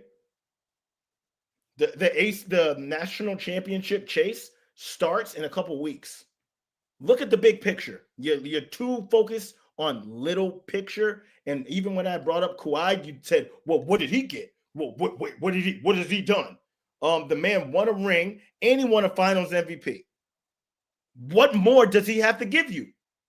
For the city of Toronto, What more does Kawhi Leonard have to give to that city? 180 games? 360 games? Nah, not getting with it. Nope. You get what you get. And that's how I feel about that situation. All right, good stuff. So, agree to disagree there. Load management, two different viewpoints. Anybody like, comment, subscribe, but most importantly, the commentary on that. Load management certainly controversial. What the heck is going on? I'm sharing my screen. Hold on.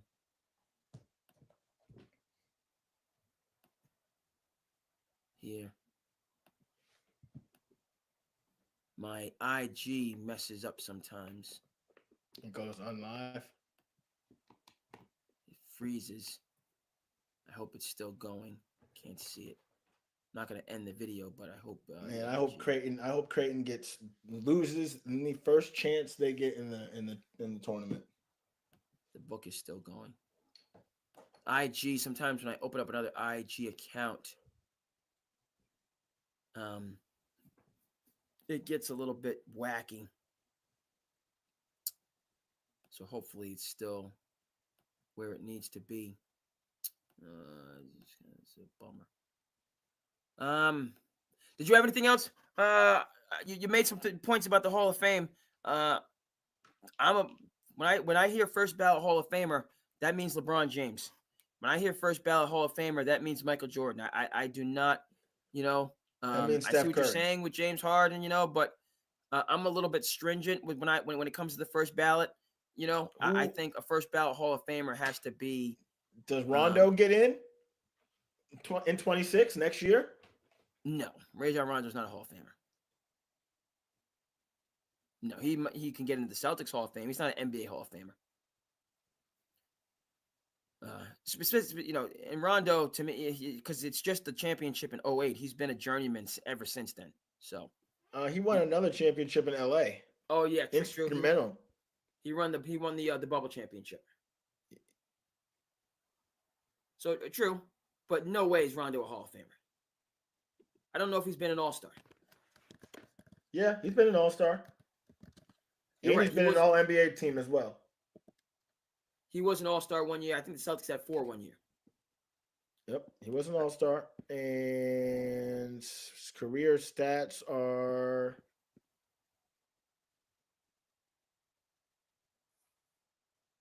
9.8. Yeah, it's probably going to come down. Yeah, his last few years, he never really averaged more than 13 points. Yeah, I'm not, and there's a little bit of bias here because I'm not a huge Rondo fan. Not a Rondo guy. I'm a Rondo guy.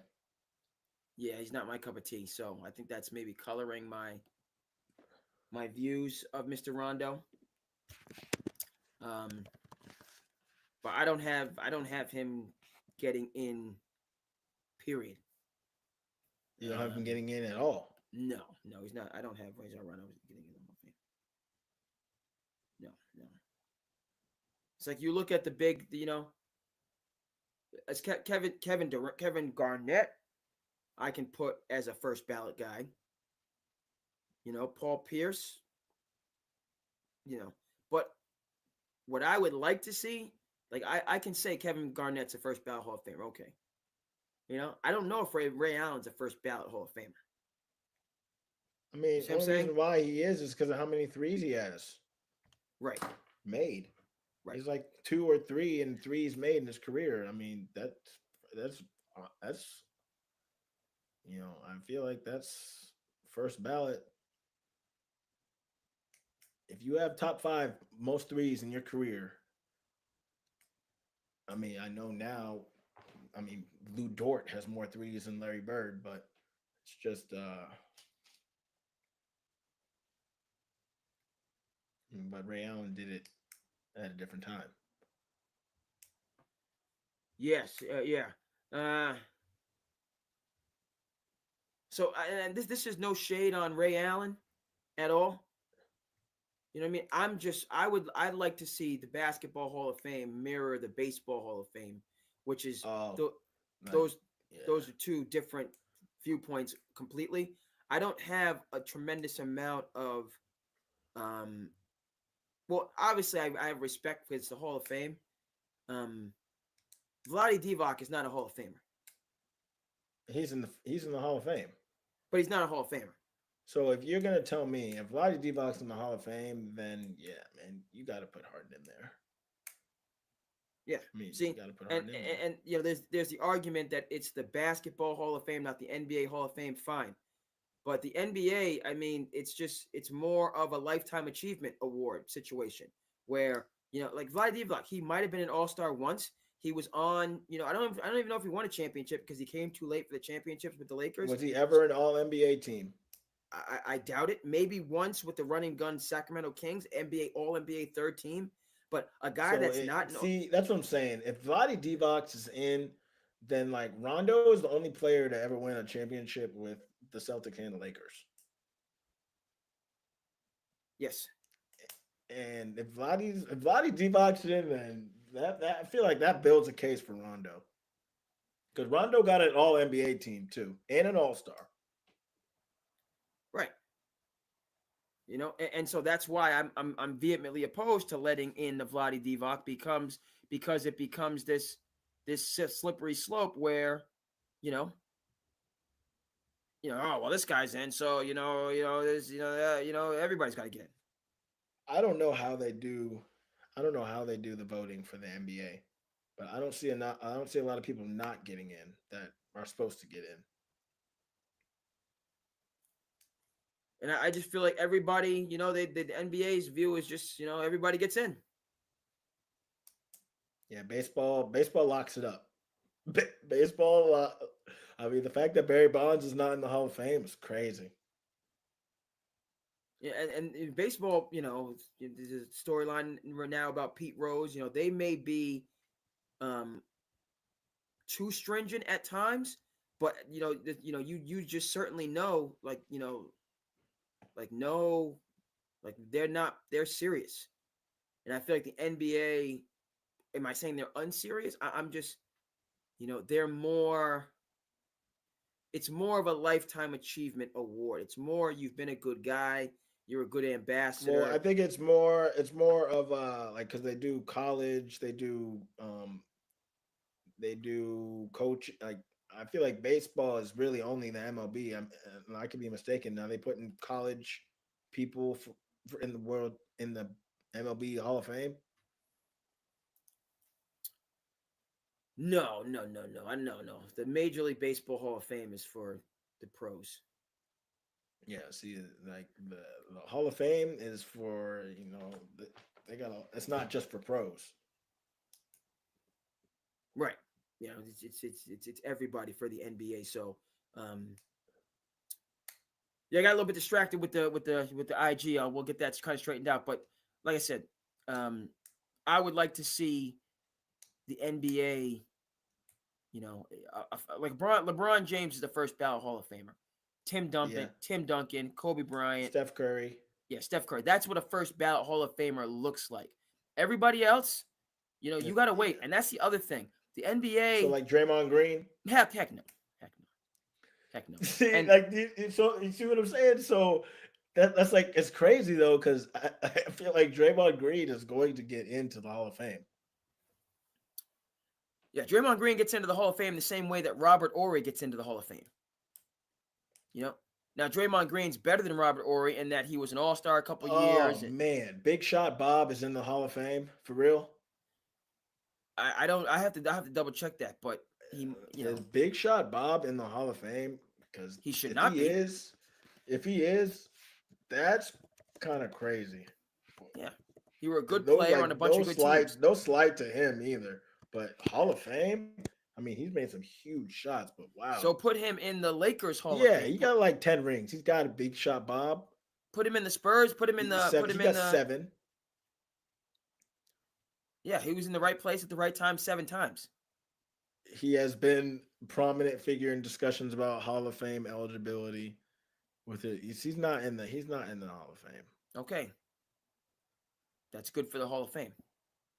Yeah. Because again, when you put somebody like a Vlade Divac or Robert Ori into the Hall of Fame, they just become the central argument for a number of other marginal players. That's their value. Their value is not So that Robert they. Horry, yeah, they're saying Robert. Yeah, Robert Horry, Big Shot Bob is not. He's not. Does not have a Hall of Fame career. You can't say Yeah. that's a Hall of Fame career. I mean, he does have 7 rings, but like, no, he never led any one of those teams ever in points, in rebounds, in assists, in steals, in blocks, in minutes, in no statistic. So yeah, I don't. And the Harden argument is that they legit had to change the rules because of James Harden. The NBA had to change. They had to call a meeting with all of the refs and change the rules. Say we can't call this anymore. We can't call the rip through.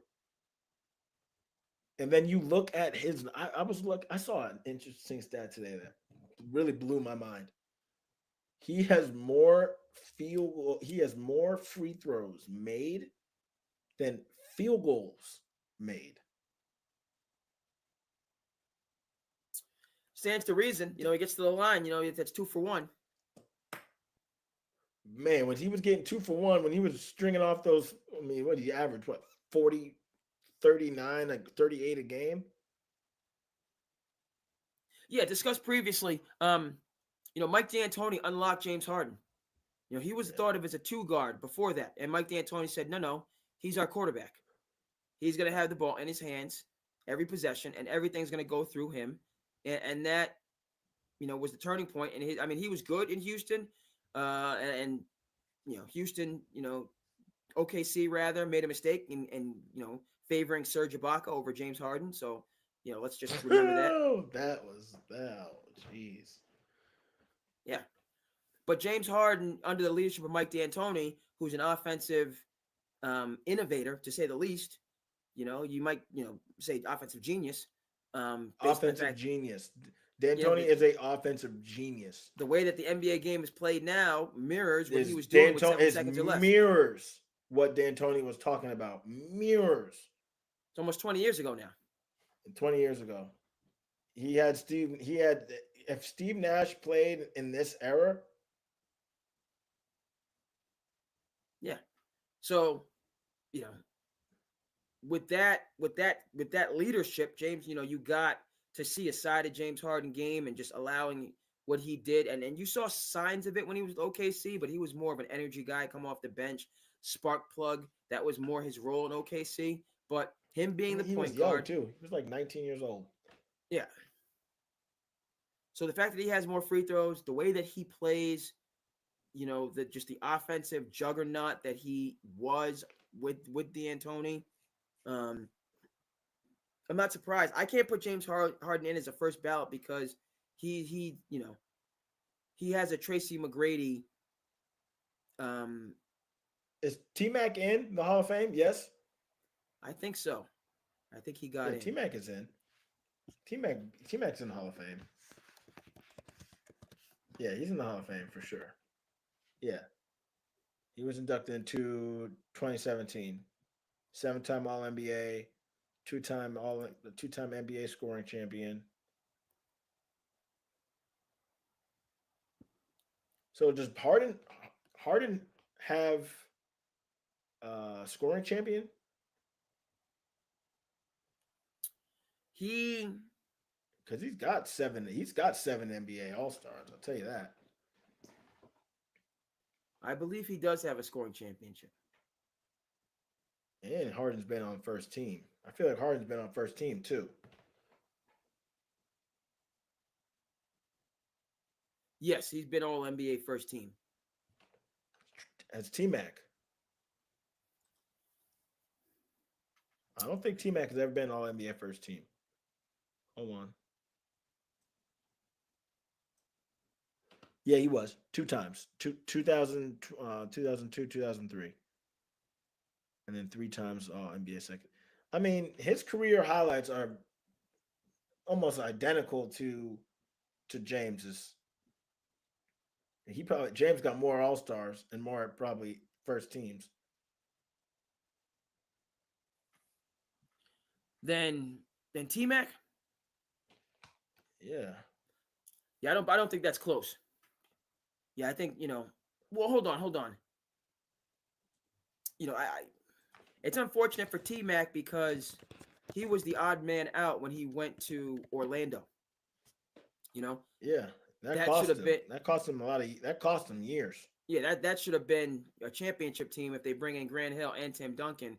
And it turns out he was the only he was the only one that showed up.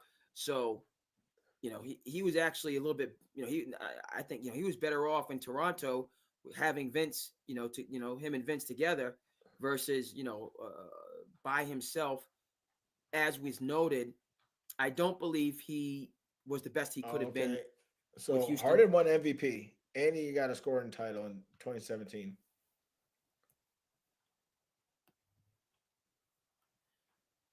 Okay, so I put Harden above. He actually won the scoring title 3 years in a row. Yep, D'Antoni, no doubt. But to me, again, he's not a first ballot Hall of Famer. Only But because if T Mac is, then Harden. I mean, T Mac ain't never won no MVP.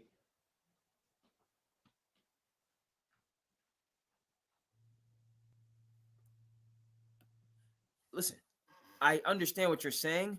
That's why I'm not a huge fan of the Vlade Divacs being in the Hall of Fame because they become a gateway to marginal players now receiving consideration and getting into the Hall.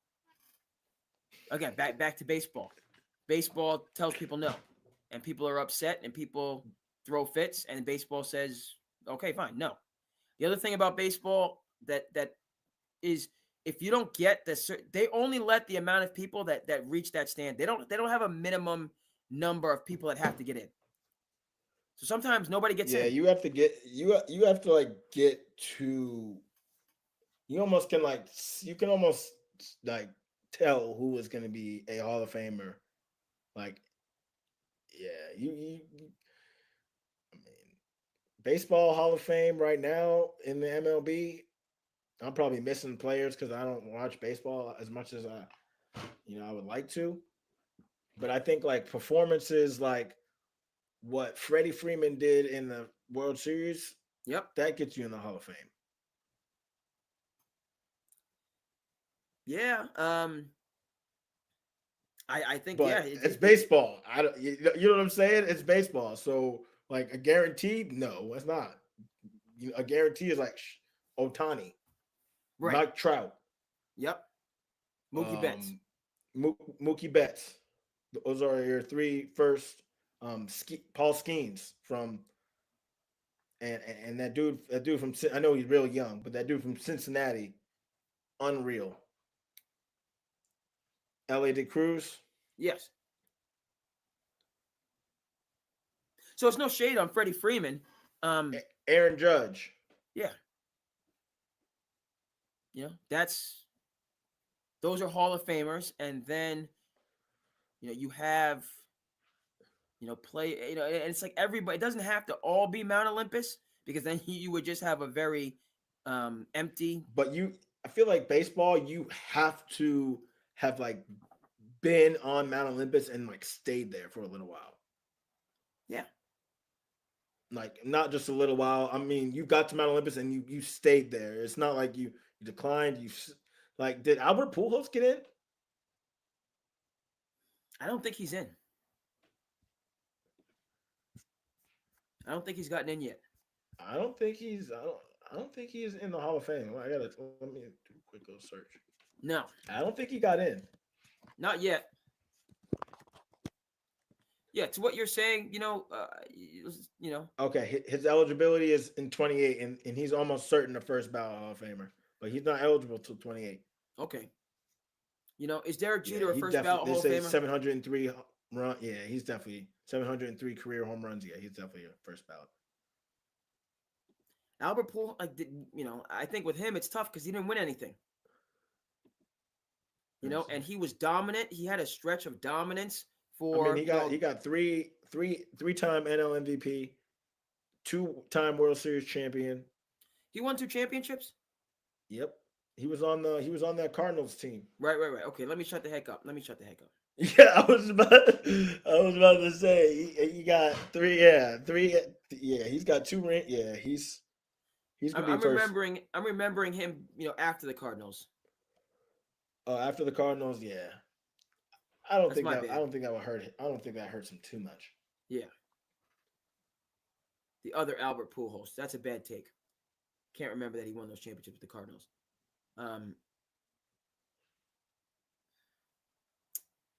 Yeah, so I would say, Derek Jeter's the first ballot Hall of Famer.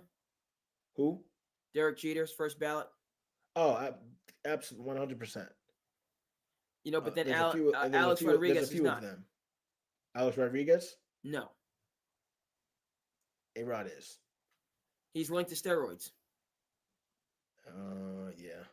Yep. If you link to steroids, you actually don't get in. So. And the other thing, so you Derek Jeter, yes. How about Jorge Posada? Jorge might have been linked to steroids. All right, let's say he's not. Yes. But is he a first ballot Hall of Famer? Is he a first ballot? Yes, because he has so many. He has like 5 rings. Yeah, and I say the Jorge Posadas. Now this is interesting for me, and this is kind of because we went to a World Series game, with that Yankees team, so this is how I break it down. Derek Jeter, first ballot, yes. Jorge Posada, first ballot, no. Mariano Rivera, first ballot, yes. Bernie Williams, first ballot, no. David Wells, obviously Roger Clemens. David Wells, not first ballot. What about who else? Andy Pettitte, no. Oh, Andy Pettitte? No. Maybe he gets in. Man. He's not first ballot. Manny Ramirez first ballot? Yes. Only thing with Manny though, Manny had a brush up with steroids. David Ortiz? No. David Ortiz, steroids. Oh man, baseball don't play that, man. If you get caught on that juice, if you have any link to that juice, you're not getting into the Hall of Fame. I'm not saying, and with those two, I'm not saying they don't get in, but it's different. It's different with baseball because they won't like. I mean, Barry Bonds is not in the Hall of Fame. It's so wild to me. He's really not in the Hall of Fame. It's wild. And Barry Bonds didn't need steroids to get into the Hall of Fame. He didn't need steroids to get in the Hall of Fame. So wild to me. Before his career was a Hall of Fame career, before he started hitting all those home runs. And Barry Bonds, his situation is that he is a scapegoat. He's not the only scapegoat, but he is one of the scapegoats, along with Roger Clemens and obviously Sammy Sosa and Mark McGwire. And shout out to ESPN 30 for 30, 9.79 about Ben Johnson, which anybody that wants to understand what happened in 1988, which I remember specifically, which is the year you were born, close to that time because it was the Summer Olympics. But I remember specifically being in the house in Claudia Court, watching that race, rooting for Carl Lewis, looking at Ben Johnson and being afraid. I remember looking at, I was Carl, and I was heartbroken that Carl Lewis did not win. But I remember when they showed Ben Johnson, I was like, that's a big dude. I was like, Carl Lewis, I was like, that is a big dude. And I was nervous. And then he lost and I was upset. And then, he was, but go ahead and check out 9.79. Anybody, that needs to understand the full story. The bottom line is this. Yes, Barry Bonds did not need steroids. Roger Clemens did not need steroids. But their perspective being in baseball. They needed steroids at No, that time. but hold on. But my point is that people of that stature were looking around and saying, what are we doing? How everybody knows that Mark McGwire and Sammy Sosa, everybody, and there's nobody saying anything, and there's no enforcement. So if I'm Barry Bonds, he's saying to himself, this guy Mark McGwire, who couldn't hold my jockstrap in a suitcase, is getting all of this shine, and I'm Barry Bonds and I'm taking a back seat, even though he wasn't really taking a back seat, honest, because he would have been vindicated. But at the time, he's like, I'm taking a back seat to Mark McGwire. Are you kidding me? So he says, I'm going to level the playing field. I'm going to do exactly what he's doing and show you. So he hit 70. I'm going to hit 73. He looked like a figure from a cartoon. His head was bigger than an NFL player with a helmet on. It was ridiculous. It was absurd. Do you remember the home run chase with McGwire and Sosa? I do, and that was quote unquote brought baseball back. Baseball was looking for that after the lockout, and people were angry. People left baseball, and the Hall of Fame, the home run chase to break Maris's record. That's what was the, I was going to say healing. It wasn't a healing, but it was the event that brought baseball back into the forefront of being the national pastime. Now it was all propped up by performance enhancing drugs, but nobody wanted to think about that. They were just worried about quote unquote getting the game back on track. And that's my thing with Barry Bonds, where he's become, Barry Bonds is looked at in the same fashion as Mark McGwire and Sammy Sosa and Jose Canseco, where no, it's different, because those guys were out front, like those guys, even if they were steroids from day one, and Barry Bonds was just a supreme talent from day one that got overshadowed and then got upset and reacted to prove a point, and then now he's put in the same category, which is kind of crazy. Like, if you want to talk about steroids, talk about Jose Canseco, who's a little bit, I don't know if you were young when Jose Canseco. I remember Jose Canseco. Yeah. When he was with the Athletics, and that was my favorite team, and you had the Bash brothers, and they look like literally. And this is the thing that I bring up, for me as a sports fan, that not specific to baseball. I love the Cape League, but not as specifically a baseball guy. But this is something that always sticks with me. I remember going to that World Series game. Shout out to Pops. Shout out to giving us the tickets. Going, being there. We lost to the Marlins. It was bad, but we were in the building. It was crazy. But even before that, just being a sports fan, I remember being in college when Alex Rodriguez came to the Yankees, and it was the coolest thing in the world, because I was back in New York and the Yankees were good, and I love sports, and so I was covered, and it was crazy.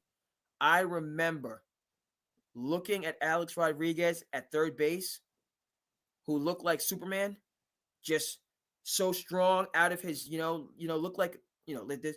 And I remember looking at Derek Jeter, and Derek Jeter looked like a cross-country runner.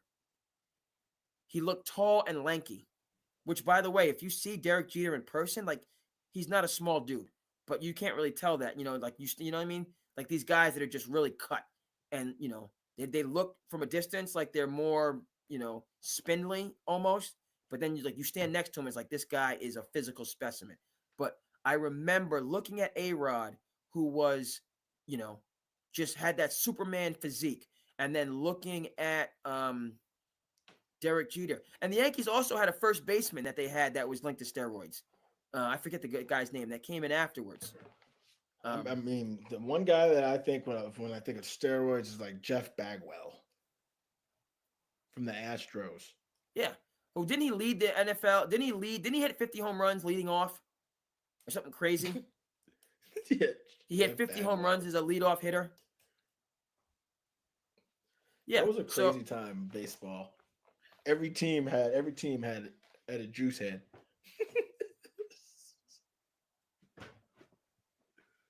Suns pulling away. Gonna get an easy win against Sacramento.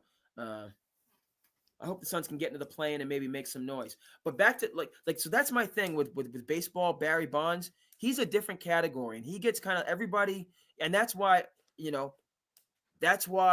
I don't want Manny Ramirez to have any to his I don't. But it's ridiculous that and David Ortiz is a great guy, and he had the unfortunate situation in the Dominican Republic, and I'm we've kind of forgotten about that, but he's back on his feet and he's doing well. But like David Ortiz is linked to steroids, like period. Manny Ramirez is linked to steroids, period. It's kind of a secondary thought. They're not. Here's my issue and then I'll kick it over to you. You know what I mean? It kind of bothers me that Barry Bonds is like a face of steroids. When we think of steroids, we think of Barry Bonds. That's not correct. I agree. I agree. No, if you think of steroids, you should think about Jose Canseco. That's steroids in baseball. Jose Canseco, yes. Mark McGwire, yes. Sammy Sosa. These are guys who had decent talent. They were not. Barry Bonds and Roger Clemens and Manny Ramirez were supremely talented. They were gifted just by themselves, just 5-star, generational, if you want to use that word, players. These other guys, McGwire, Canseco, and Sosa. By the way, Dre, while we're talking about baseball, I got to tell you, I just got this MLB The Show, and I think it's time that you come over to the Xbox world. Okay, I'm PS5, but thank you. But the show, that game has been, I've been done love the show. That game's been awesome for a minute. Back in the PlayStation, like the regular PlayStation days, that game was awesome. So I can only imagine now. That this takes me back to Nintendo, like Triple Base Unloaded or whatever the game was for Nintendo that we used to play. Baseball where you could like hit home runs over the, that was crazy. Shout out to Nintendo. Well, I'm gonna send, after we get off this, I'm gonna send you a clip of me hitting a 500-yard home run into the Field of Dreams. Send it. Also, let me know when you jump on. If you jump on Twitch, whatever you're doing on Twitch, I'll definitely check in and jump into the back on the Twitch, man. On Twitch.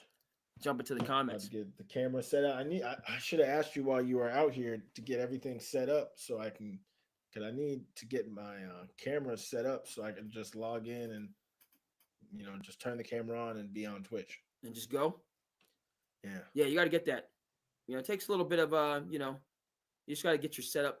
Once you get your setup straight, then you just kind of it's plug and play. Yeah, I just need to get my setup straight, and then and I'll be gaming with the camera on. I think that will take it to the next level. Yeah. How you want to break it down, so on and forth. But bro, I don't know how much longer you want to hang in. This has been a great. We've been 2 hours. A little bit of technical difficulties. So on the gram, the live stream was a little bit, but you can certainly every other, Facebook, Twitter, YouTube, and Twitch. We're straight through. We'll work on that technical situation with the gram so everything is straight through there.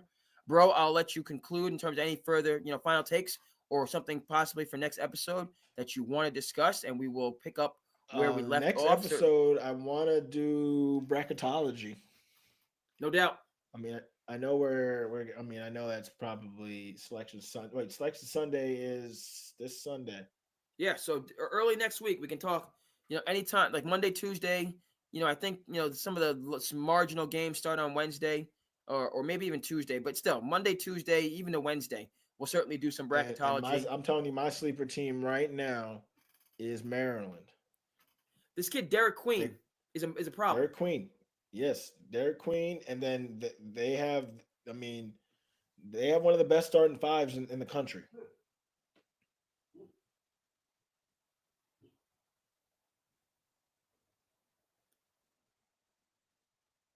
Willis is keeping an eye on things in the neighborhood. Hey. Keeping things. We're gonna let him out in a second. We went for a pretty good walk today, but we'll get him out moving around in a bit. But bro, thank you so much for checking in. Certainly, I appreciate you for having me. I got the I got the Red Sox the B on. You ready for so opening you know day? what it is.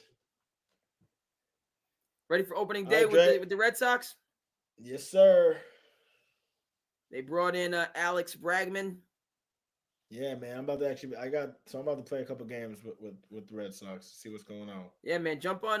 Let me know. I want to see if you get on the. I'm gonna jump on Twitch so you can check out what the show look like. All right. Check on the show. Yes, indeed, bro. Thanks for Appreciate being with us. Oh, appreciate you, bro. Thank you for having me. It's always a pleasure joining Sand City, watching it grow and grow and grow and grow. Keep it after it. Appreciate you, bro. All right, no doubt. I'll see you. See you on Twitch. Okay, folks. So we're gonna leave it there. We certainly have much more. We got the NFL to talk about. NBA is in the right. NBA is building up to the playoffs. We're not there yet, but we're starting to see these races, starting to come into shape. Teams fighting for the play-in, and then just a lot of teams that are in transition. Milwaukee Bucks. I'm sorry, they're in transition. All right, we've seen it. We know where it's going, and then are they going to stay together? You know what I mean? Or are guys going to start to make some moves and be on to their next destination? For the realignment in the NBA. Some teams with some major firepower are in the doldrums. They're middling, okay, or less than that. If you're talking about the Suns, they're not even middling. But I think about the Bucks, who are just kind of middle of the pack, first round win, second round out of there, unless they get hot and make some noise. But it doesn't seem that way. Seems like in the East, you got Cleveland that's just in their own place, Boston next to them, and then the Knicks after them, and then just a bunch of teams. In the West, OKC is in their own place, and then you just got a bunch of teams. Denver, the Lakers, Memphis, Houston, it's just a bunch of, blah. And if you're a star player on one of those teams that's just in the middle, you may want to start fresh. That's all I'm saying. So we'll cover that. Certainly, you got to say that Thursday when the tournament starts off, it's got to be one of the best days in the year in sports, if not the best day.